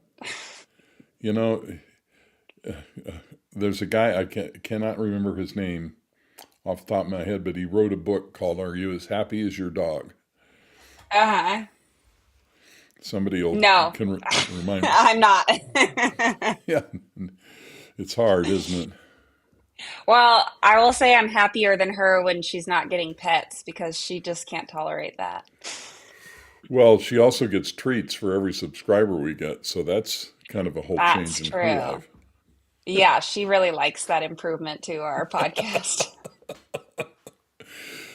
Ah, all right. So wrapping this up. So then there was this unhappy me, but that night he disidentified from it and stood back from it. And okay, we went through this. Yeah. So now let's get to the 3 steps to master your thoughts through Okay. disidentification. And now normally I kind of teach this a certain way, and which you're really familiar with. But lately it's It's become true. more and more apparent to me that I was kind of skipping over step number 1. Mm-hmm. And what is step number 1? Simply recognizing that there is a voice in your head. Mm-hmm. And Tolle in this interview says that recognizing that there is a voice in your head that talks all the time is the first glimpse of an awakening. And it occurred to me just the other day, just before we were working on this, I had a client, and when I started talking about this, he completely drew a blank. Not because he was stupid, but it never occurred to him that there Yeah. was a voice in his head talking all the time. Hmm. Maybe he just took the message and, you know, that was all, or ignored it. Well, he it was there and controlling him the whole time, Yeah. but he was so heavily identified with it, he didn't even realize it was there. Hmm. So, I okay, so I have a friend who says that she just genuinely does not have a running commentary in her mind. yeah. And I'm wondering how often does that happen? And how likely is it that she's maybe not aware of the voice in her head? I think it's 100% likely. Like, probably no chance that she really doesn't have a running commentary in her head. No, no. And so people who believe that all that, what that means is they are so identified with that voice, they can't even distinguish it as a voice. Okay. Okay. Right. Well, and I was thinking that maybe would it be a fair thing to say that if you're not actively trying to do the thinking, it's the voice in your head? Well, let's make this distinction based on what you said. There's two kinds of thinking, and what we're talking about here is verbal thought. So, for those of us who live in the United States or the English-speaking world, the voice in your head is speaking English. Okay, so it kind of speaks your first language to you. Well, it speaks the language that you're more familiar with using. So Okay. that's you raise a very interesting point, and that is that people who are, say, born speaking Spanish, their internal dialogue is in Spanish. Mm-hmm. If they move to the United States and learn English and speak English after a number of years, their internal dialogue switches to English. Oh, interesting. Yeah, except the one exception to that is if you ever watched I Love Lucy, that old TV show, whenever Mm-hmm. Desi whenever Desi Arnaz got really upset, he would start cursing in Spanish. And so I'm sure That his was such a dialogue great show. shifted. Yeah. Right. Yeah. When he gets angry, his inner voice is in Spanish. So That's funny. but anyway, back to what we were talking about before. What was your comment again? The Well, the woman just didn't. if Oh, you're not actively trying to think, is that the voice in your head? And you that's said where it there's two was. types of thinking, There's two verbal types and of then nonverbal. Can I no. make a guess? It's all verbal thought. Okay, There verbal there thought. is nonverbal. I call that cognition. Cognition, yeah. Okay, Okay. there are two kinds of verbal thoughts: intentional Okay. and unintentional. Okay. So the unintentional one is the voice in your head? They're both the voice in your head. They're both. Okay. So so let's say you're going to go to the store and you got three things on the list. Okay. And while you're going to the store, you're repeating the things on the list to try to remember what was on the list. Butter, milk, and a box of eggs. What is that one commercial? Pound of And butter. Anyway. and so what happens is you're intentionally using the tool of the internal dialogue to reinforce your memory. You're using the tool of your internal dialogue to reinforce your memory. Okay. So you're doing that. You're on the way to the store and you think, okay, I need butter, eggs, and milk. And Okay. then you think, so you're using the voice. Then you think, but knowing me, I'll probably forget it and miss one of the items. Now the voice is Yeah. using you. Mm-hmm. And, Mm-hmm. and so when I teach this to people, it's not important for them to make this distinction right away, because what that does is it kind of gives the ego an excuse to segment all this other stuff over here and say, oh, that's okay. That's just me planning. I'm just planning my Mm-hmm. day. Right. which may be true, or it may just be that person managing their anxiety, which is Okay. what most of the internal dialogue Right. actually does. Right. Tries to make you feel better, which is so funny because you feel better without it. Well, let me just make a comment about this. Where this comes from is when children are learning language, they display a type of speech called egocentric speech. Right. Is that where the thought bubbles come out? Well, at first, it's all out loud. Yeah. And egocentric speech is the child talking to themselves about themselves with no Oh. anticipation that anybody can hear them or is going to respond. Okay. They literally are They're talking like to them. making sense of their situation or themselves. Exactly. They're talking out loud to themselves. Mm-hmm.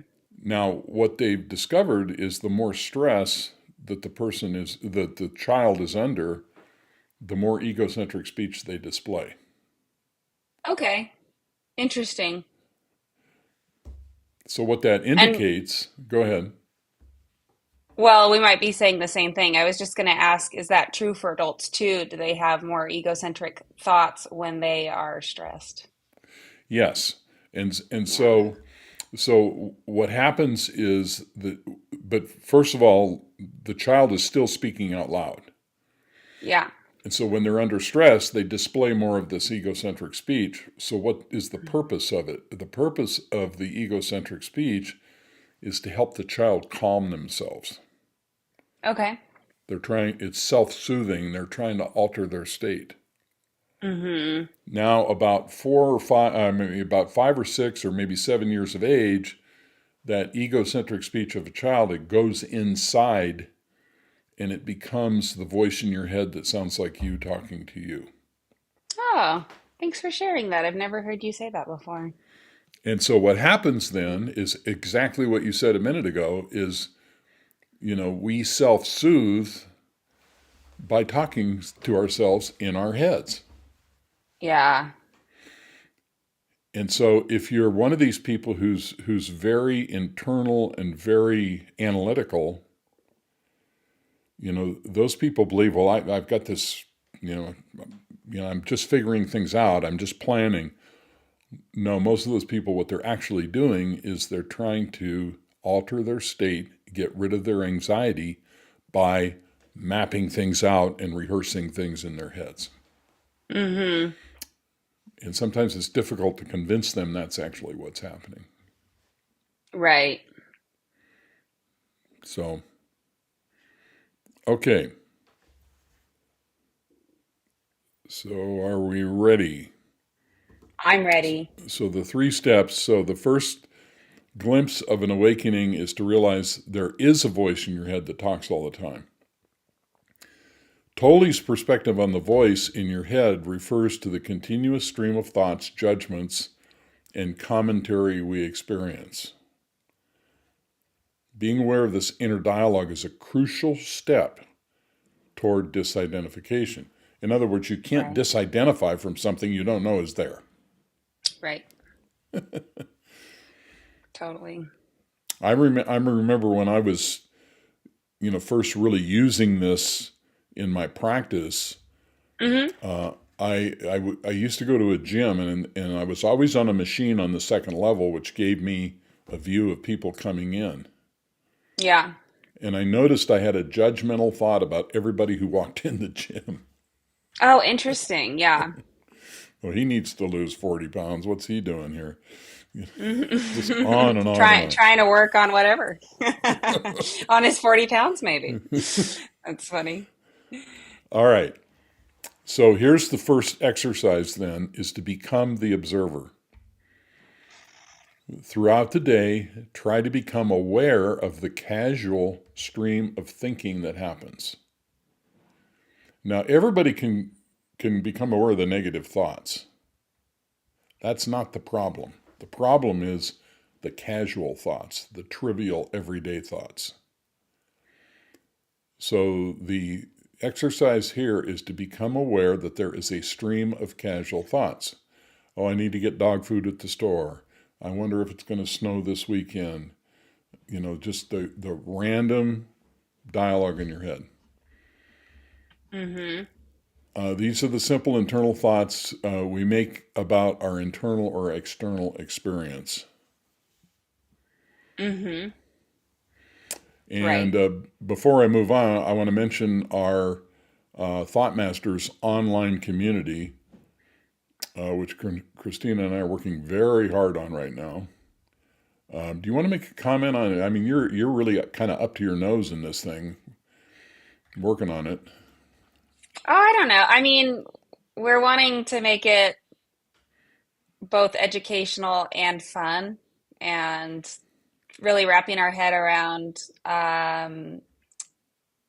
maybe like the pros of doing this in a community.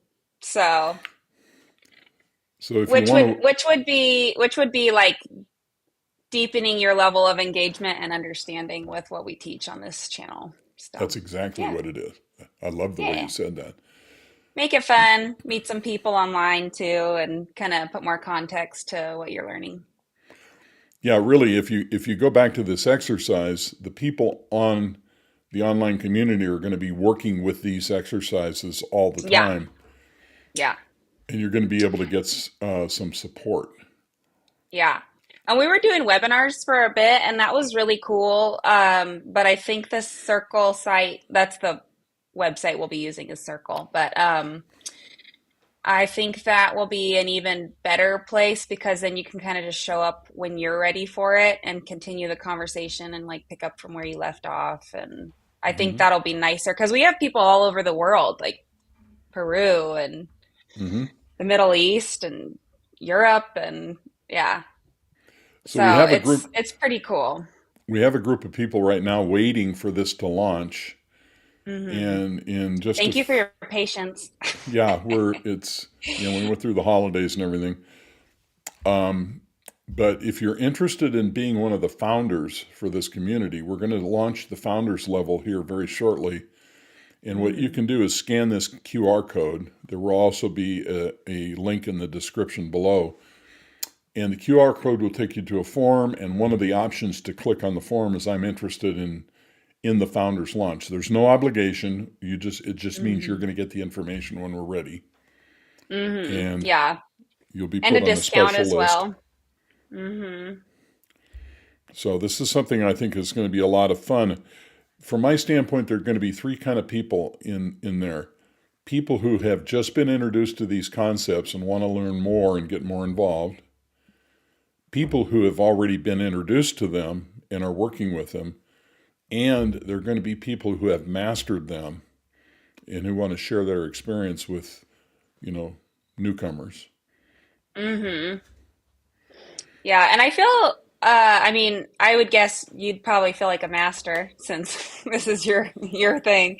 But I feel like I'm even in category two. It's like I do know a lot and I'm very comfortable, but I have yet to like see myself master it in that I will naturally use all these tools as my first choice, you know? And You so know, I I really think want to get there. I think it'll help me to do that. I think what will happen, this is very typical, is as you, as one of the creators of the site, as you get on and start sharing, it's gonna kick you up a notch. When you start teaching this to other Hmm. people, it really solidifies these principles. I've heard that before. Yeah. Like if you take a course, you remember like 10% of it, but if you teach a course, you remember about 90% of it or something like that. Exactly. All All right. right. Well, that's cool. So there you go. If you really want to memorize your thought watching and lion and unicorn stuff too, you just tell somebody else about it. Okay. So the practice of disidentification then is, um, let's see. Let's go back to step one. Throughout the day, become aware of the casual stream of thoughts. And then step two is the practice of disidentification. As you practice the exercise in step one, begin to notice the fact that every time you observe a thought, it immediately stops. at first this seems so simple you don't even notice that it's happening because your mind just jumps to the next thought. But now you've already done step one, which is to become aware that there's this constant stream of thoughts. Right. Step two is to practice noticing that when you focus on that stream, the stream of thoughts immediately stops. And so make this a formal exercise 2 or 3 times in the morning and the afternoon or evening. Casually notice a thought arise.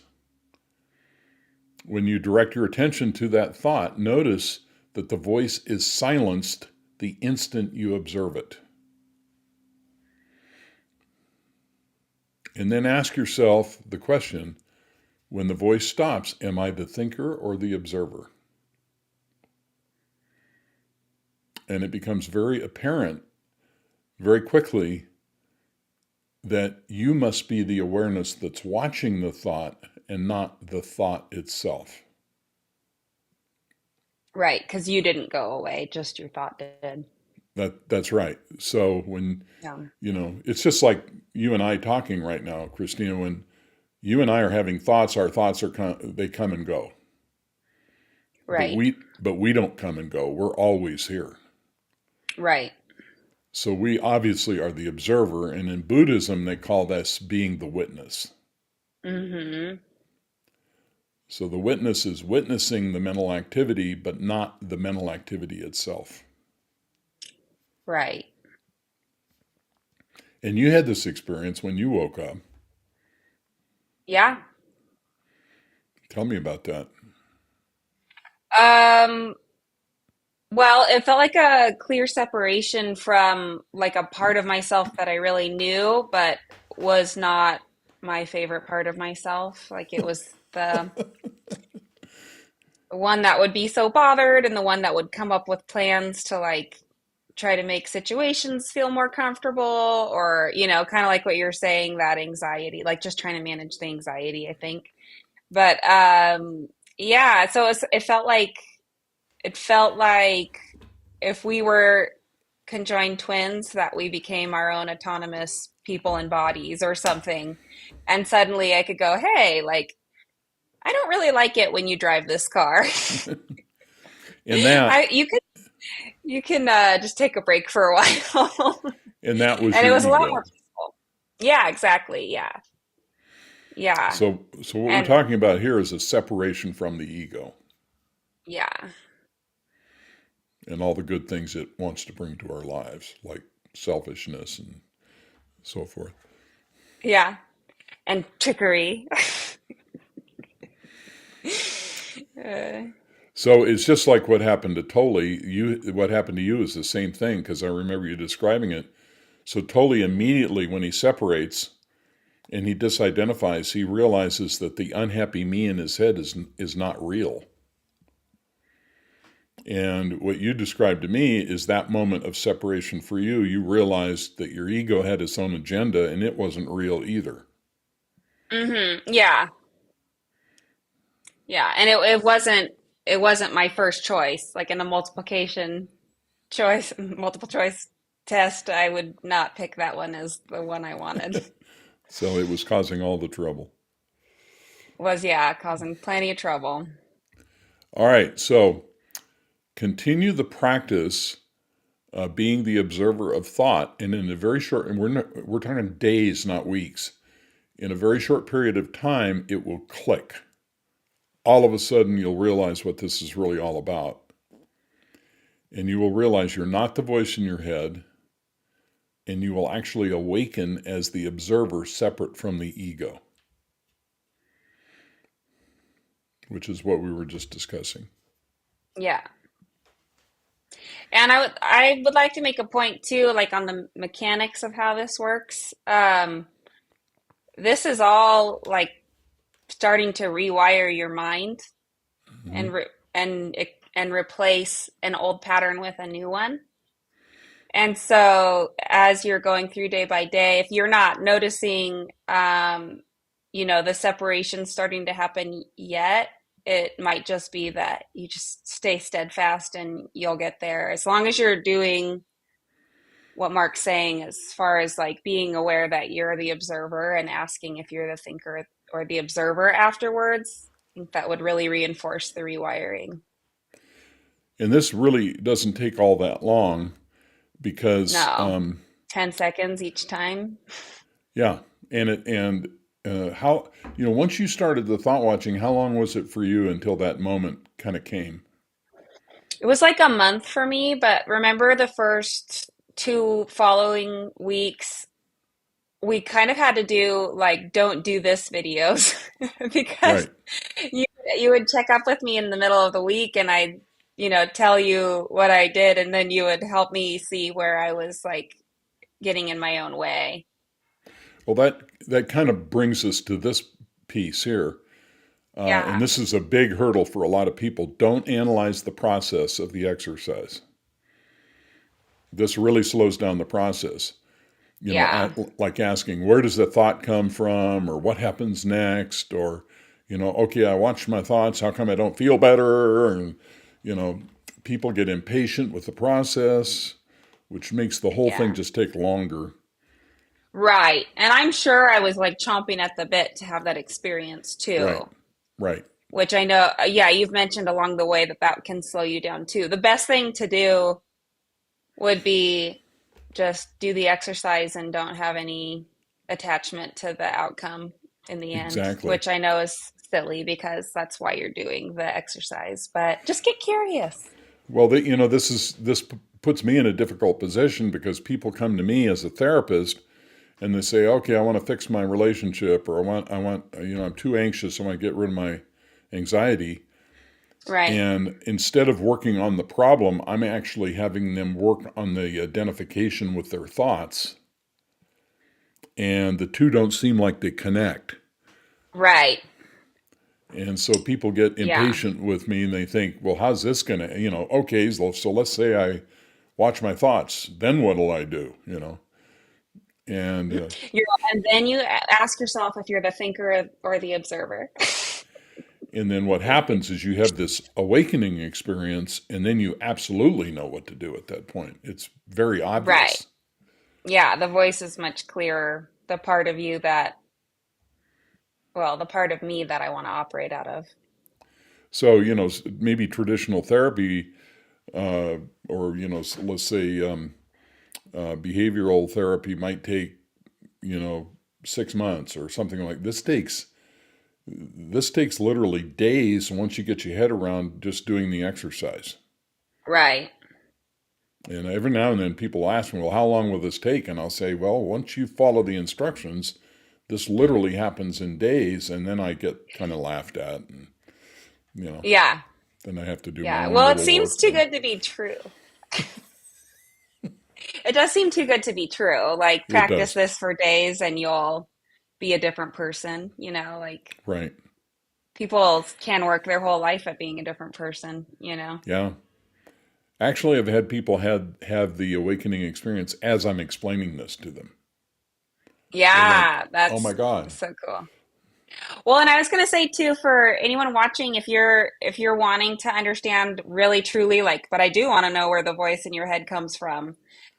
We have so many other videos that cover this. I don't know if you had one picked out, Mark, to like tag, but Not yet, but we do have two playlists that kind of overlap. there you go. One's called Awakening, and the other one's called Mastering Thought. Okay. And I'll try to pick a relevant video to put on the end card here. Hmm. Yeah, So and it would probably be the what exactly I was talking about, like what part of your brain. That would be in the awakening playlist, right? I mean, it would yeah, probably sometimes be in the mastering thought one too. yeah, I think sometimes I put them in both lists, so I'm not sure I know. You know, either one should be Yeah, they good. they can kind of be in both. All right. But all right. So don't analyze the process. Don't worry where the thought comes from. The problem is we're not trying to have better thoughts. We're not trying to improve our thoughts. We're trying to disidentify from the me feeling that comes with thought itself. Mm-hmm. Because that, as long as we identify the voice in our head as me, it has authority over us. And that's the Right. problem. Yeah, you can feel helpless to it, backed into a corner. And don't only do this on the simple commentary in your head, like everyday thoughts. You know, You are saying do only do it on, right? only do this, exercise on simple everyday, just ordinary thoughts. Yeah. Like, I want coffee. I'd like to brush my hair. And people struggle with this, and a lot of times I'll say to them, okay, watch for the next thought. And you know what the next thought is that they don't recognize? I do. Where's the next thought? Where is it? What if I don't have a next thought? What if I don't have a thought? So that actually Yeah. is the next thought, and people don't even realize it. Yeah. Right. Because they're identified with that voice in their head. That's right. That's exactly right. Boom. Yeah. Boom. All right. Step number 3 to mastering thought: practice presence. Now, let me just make a bold statement here. There are people on the internet teaching presence. I don't really believe you can experience presence until you disidentify. That's why this is so important. Once Mm-hmm. disidentification takes place, it becomes natural to be free of the voice in your head. Mm-hmm. And so Right. once that shift, that click has happened, then practice noticing what's left when the thought goes away. And people will ask me, okay, well, if I'm not the voice in my head, who am I? And I have them do the exercise, and I say, okay, notice the next thought, and when the thought goes away, notice what's left. What is it? And they'll look at me and say, there's nothing. And I'll tell them that's who you really are. You're no thing. You're nothing. You're the only Mm-hmm. thing that cannot be identified.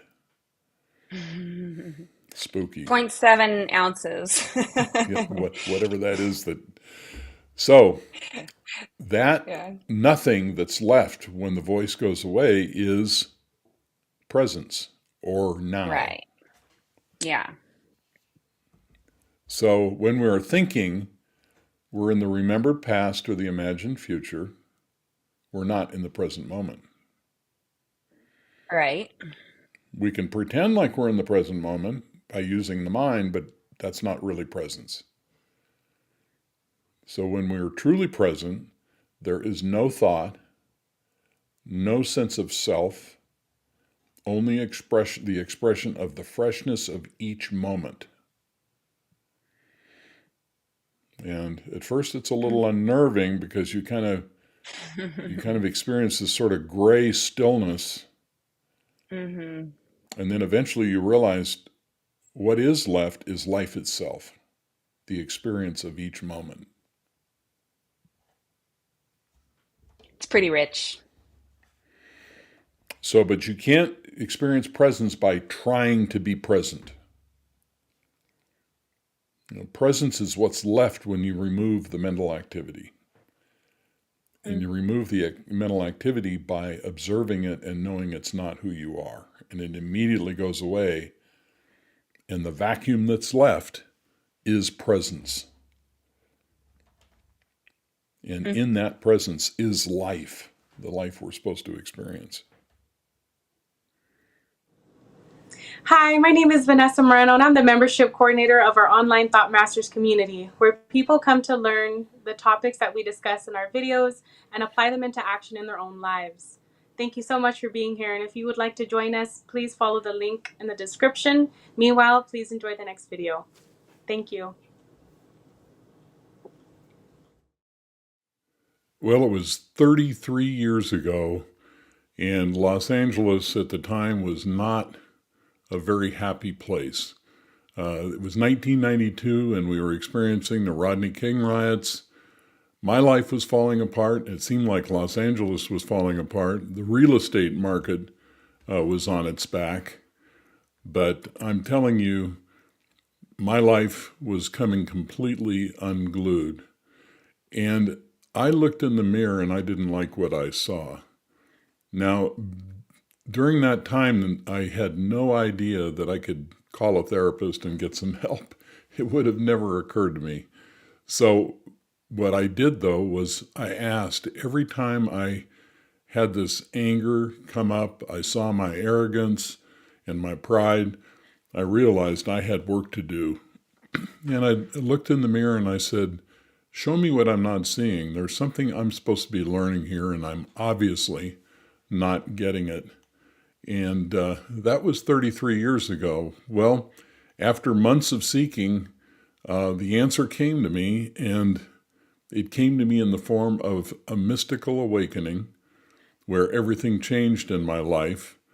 And what happened next was I made the decision to become a therapist. And believe it or not, it's about a 6-year process. And that led me to become a therapist. And after years, I discovered somebody else had experienced the same awakening that I had experienced. And I discovered something hidden in his teachings that I want to share with you today. So welcome to Mastering Thought. We invite you to soar with us. I'm Dr. Mark Waller. I've been a licensed marriage family therapist for 26 years. And we really appreciate you supporting the channel and joining us. So what is the secret hidden in Eckhart Tolle's teaching that unlocks awakening?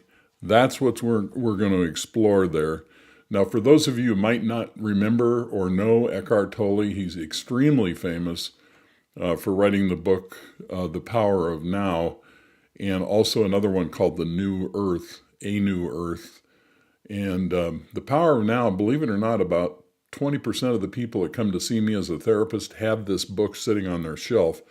That's how gigantic a bestseller it was. He was on Oprah numerous times.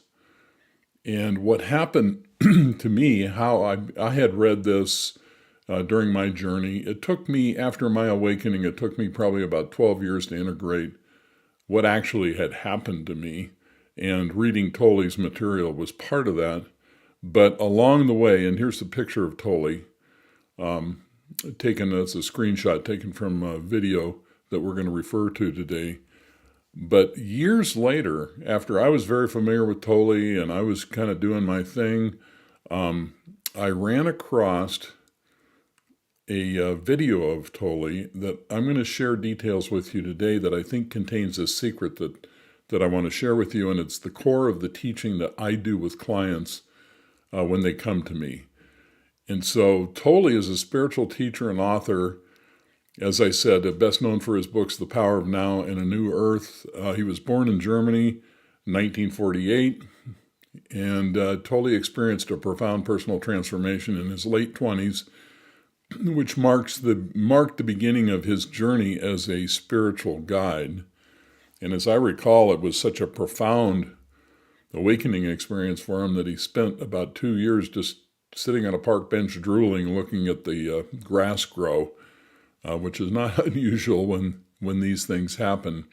So he had quite an experience. And Tolle's teachings focus on the importance of present moment awareness as a path to spiritual awakening. He emphasizes the detrimental impact of the ego and the mind's identification with thoughts and emotions, which he argues leads to dysfunction and unnecessary suffering. We've covered all of this in numerous of our videos on the channel here. According to Tolle, true liberation and peace come from recognizing one's true identity beyond the ego, which he often describes as the inner stillness or the being that exists in the now. And some of these slides I'm going to show you today are a little busy, so feel free to pause the video to read them more thoroughly if you'd like to. I know that's a little crowded with text here, or go back and look at it at a later time to get the words right. Here, he encourages practices like meditation and conscious presence to help individuals transcend their minds' limitations, ultimately fostering a deeper sense of peace, connectedness, and enlightenment. Okay, so what happened was years after I had been exposed to Tolle's teachings, I ran across a video on YouTube. And this was the video. This was an interview done, and I'm guessing this was about 15 years ago. May have been a little longer than that. Anyway, this is Dr. James Doty at Stanford, and I may be mispronouncing his name. If I am, I apologize. And so this is about an hour and some minutes length interview. It's excellent. If you're interested, you can watch the first 13 minutes, and that just pretty much summarizes what we're going to talk about today. But when I watched this interview, I realized that what I had experienced 33 years ago at the time of this recording was exactly what Tolle was describing he had experienced during this interview that he gives. And so let's talk about this. So Tolle is depressed and he's suicidal, and he wakes, and he's just going through a very difficult period. And I believe this is in his late 20s. He wakes up in the middle of the night and he has this thought, I can't live with myself any longer. And he immediately realizes, wait a minute, there's something wrong with that. I have to live with myself. And he's thinking, is there two of me or one of me? And at that moment, as he is observing this odd thought that he has, an inner separation happened. That's what he described it. These are his words in that interview I'm referring to. Between the unhappy self and a deeper sense of I or beingness. So there was a separation that occurred between the unhappy self and a deeper sense of I or beingness. I had been identified throughout my life with an unhappy, mind-made entity consisting of self-talk in the mind.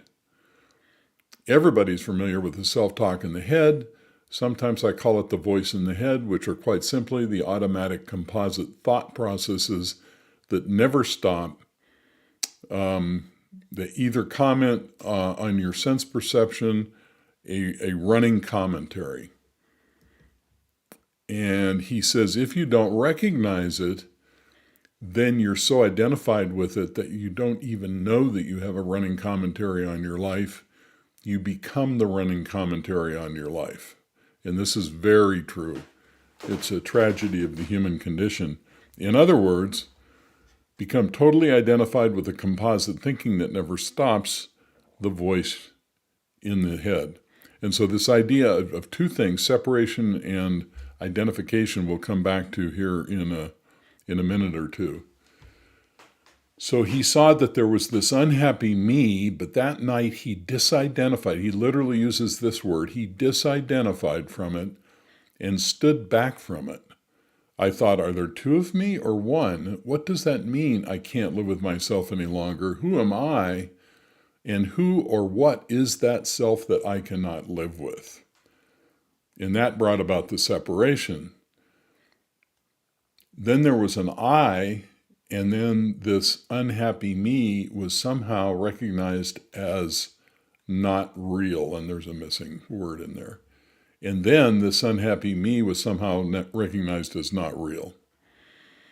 And so when he stood back and he looked at the thought, he realized that the unhappy me in his head was the result of all this composite thinking that never stopped, and that the unhappy me in his head was actually not real. And then he said the next morning he woke up feeling totally at peace. And then and this is exactly what happened to me 33 years ago.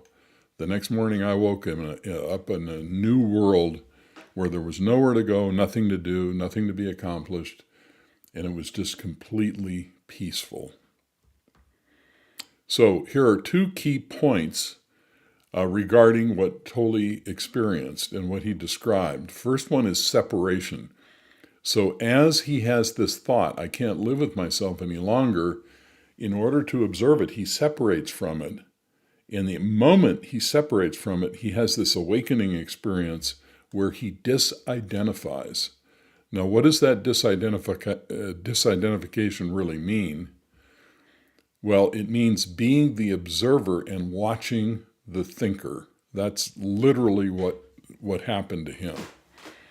And that's what we're going to dive in here for a few minutes here today. So the separation, when he separated, he became the observer, and he was experiencing, watching the thinker, which was the internal dialogue in his head.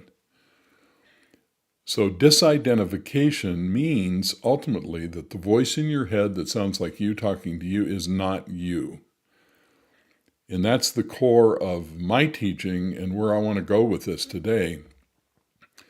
So the question then is, how do we experience disidentification?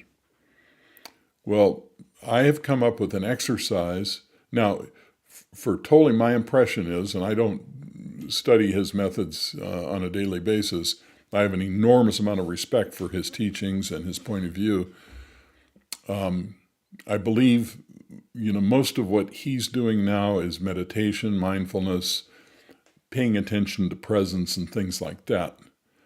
I've come up with a separate way of teaching this concept of disidentification so people actually embody it and experience it in their lives. And here is the exercise. So this is out of order. So, okay, I don't see the exercise, so I'm going to tell you what it is. So what I'd like you to do is right now, just as you're listening to this, just wait for the next thought to appear in your mind. It's going to be your own internal voice saying something like, oh, I want to have a steak for dinner tonight, or I wonder how hot it's going to be tomorrow. So what I would like you to do is the instant you become aware of the fact that you're having a thought, tell me what happens to the voice in your head. So you're taking a step back and observing your own mental activity. So the voice in your head speaks, I'm going to get my hair cut on Saturday. And they suddenly realize, oh, wait a minute, I'm having a thought. And the instant you recognize that you're thinking, notice that the voice in your head stops. It disappears. It fades away. Now, this is the core of the exercise. And so there's some rules to do this exercise. You only do this exercise 2 or 3 times in the morning and the evening. And only do this on simple, trivial, everyday thoughts. So when the voice goes away, that is the end of the exercise. Don't analyze it. Don't look for an outcome. Don't overthink. Now, this is a big problem. I teach this day in and day out to my clients because it creates an awakening experience. And so the 2 things that I find that they do more often than not are the 2 things on the bottom here. They tend to analyze, where does the thought come from? Why am I having this thought? They're looking for an outcome because I'm telling them it will result in a moment where they suddenly realize they're not the voice in their head, and they start overthinking the whole process because that's what they're used to doing. If the only tool you have is a hammer, everything looks like a nail. And so then the other thing that they tend to do is they only do the exercise to try to solve the problem of bad or negative thoughts. And believe it or not, that actually won't work. So you have to do this on simple, trivial, everyday thoughts. Now we've got videos. If you go to the playlist on awakening, you'll see videos that explain very clearly what your brain is actually doing when you do this exercise. And you're literally switching networks in the brain. And the 2 networks in the brain that you're switching are the task positive network, which involves the dorsolateral prefrontal cortex, which is located right up here. And the other one is the medial prefrontal cortex, which is deep inside the prefrontal cortex. The medial prefrontal cortex is one of the main nodes in the default mode network. Okay, what's this all about? Well, this is the observer up here, and the narrator is the default mode network that is telling you a story in your head that we identify as ourselves. And as a result of identifying that voice in our head as ourselves, we have given thoughts authority over us. And because we have done that, we now we're now suffering. When we have these thoughts, we ruminate and we cycle through, and it keeps us stuck on our head. So the idea is to do this exercise and then rinse and repeat. The process, the awakening process that happens from this is automatic. You don't have to get in and struggle. You don't have to analyze. You don't have to force anything. You don't have to talk back to the thought and tell yourself, that's not a thought, or, that's not me, or you don't have to do any of that.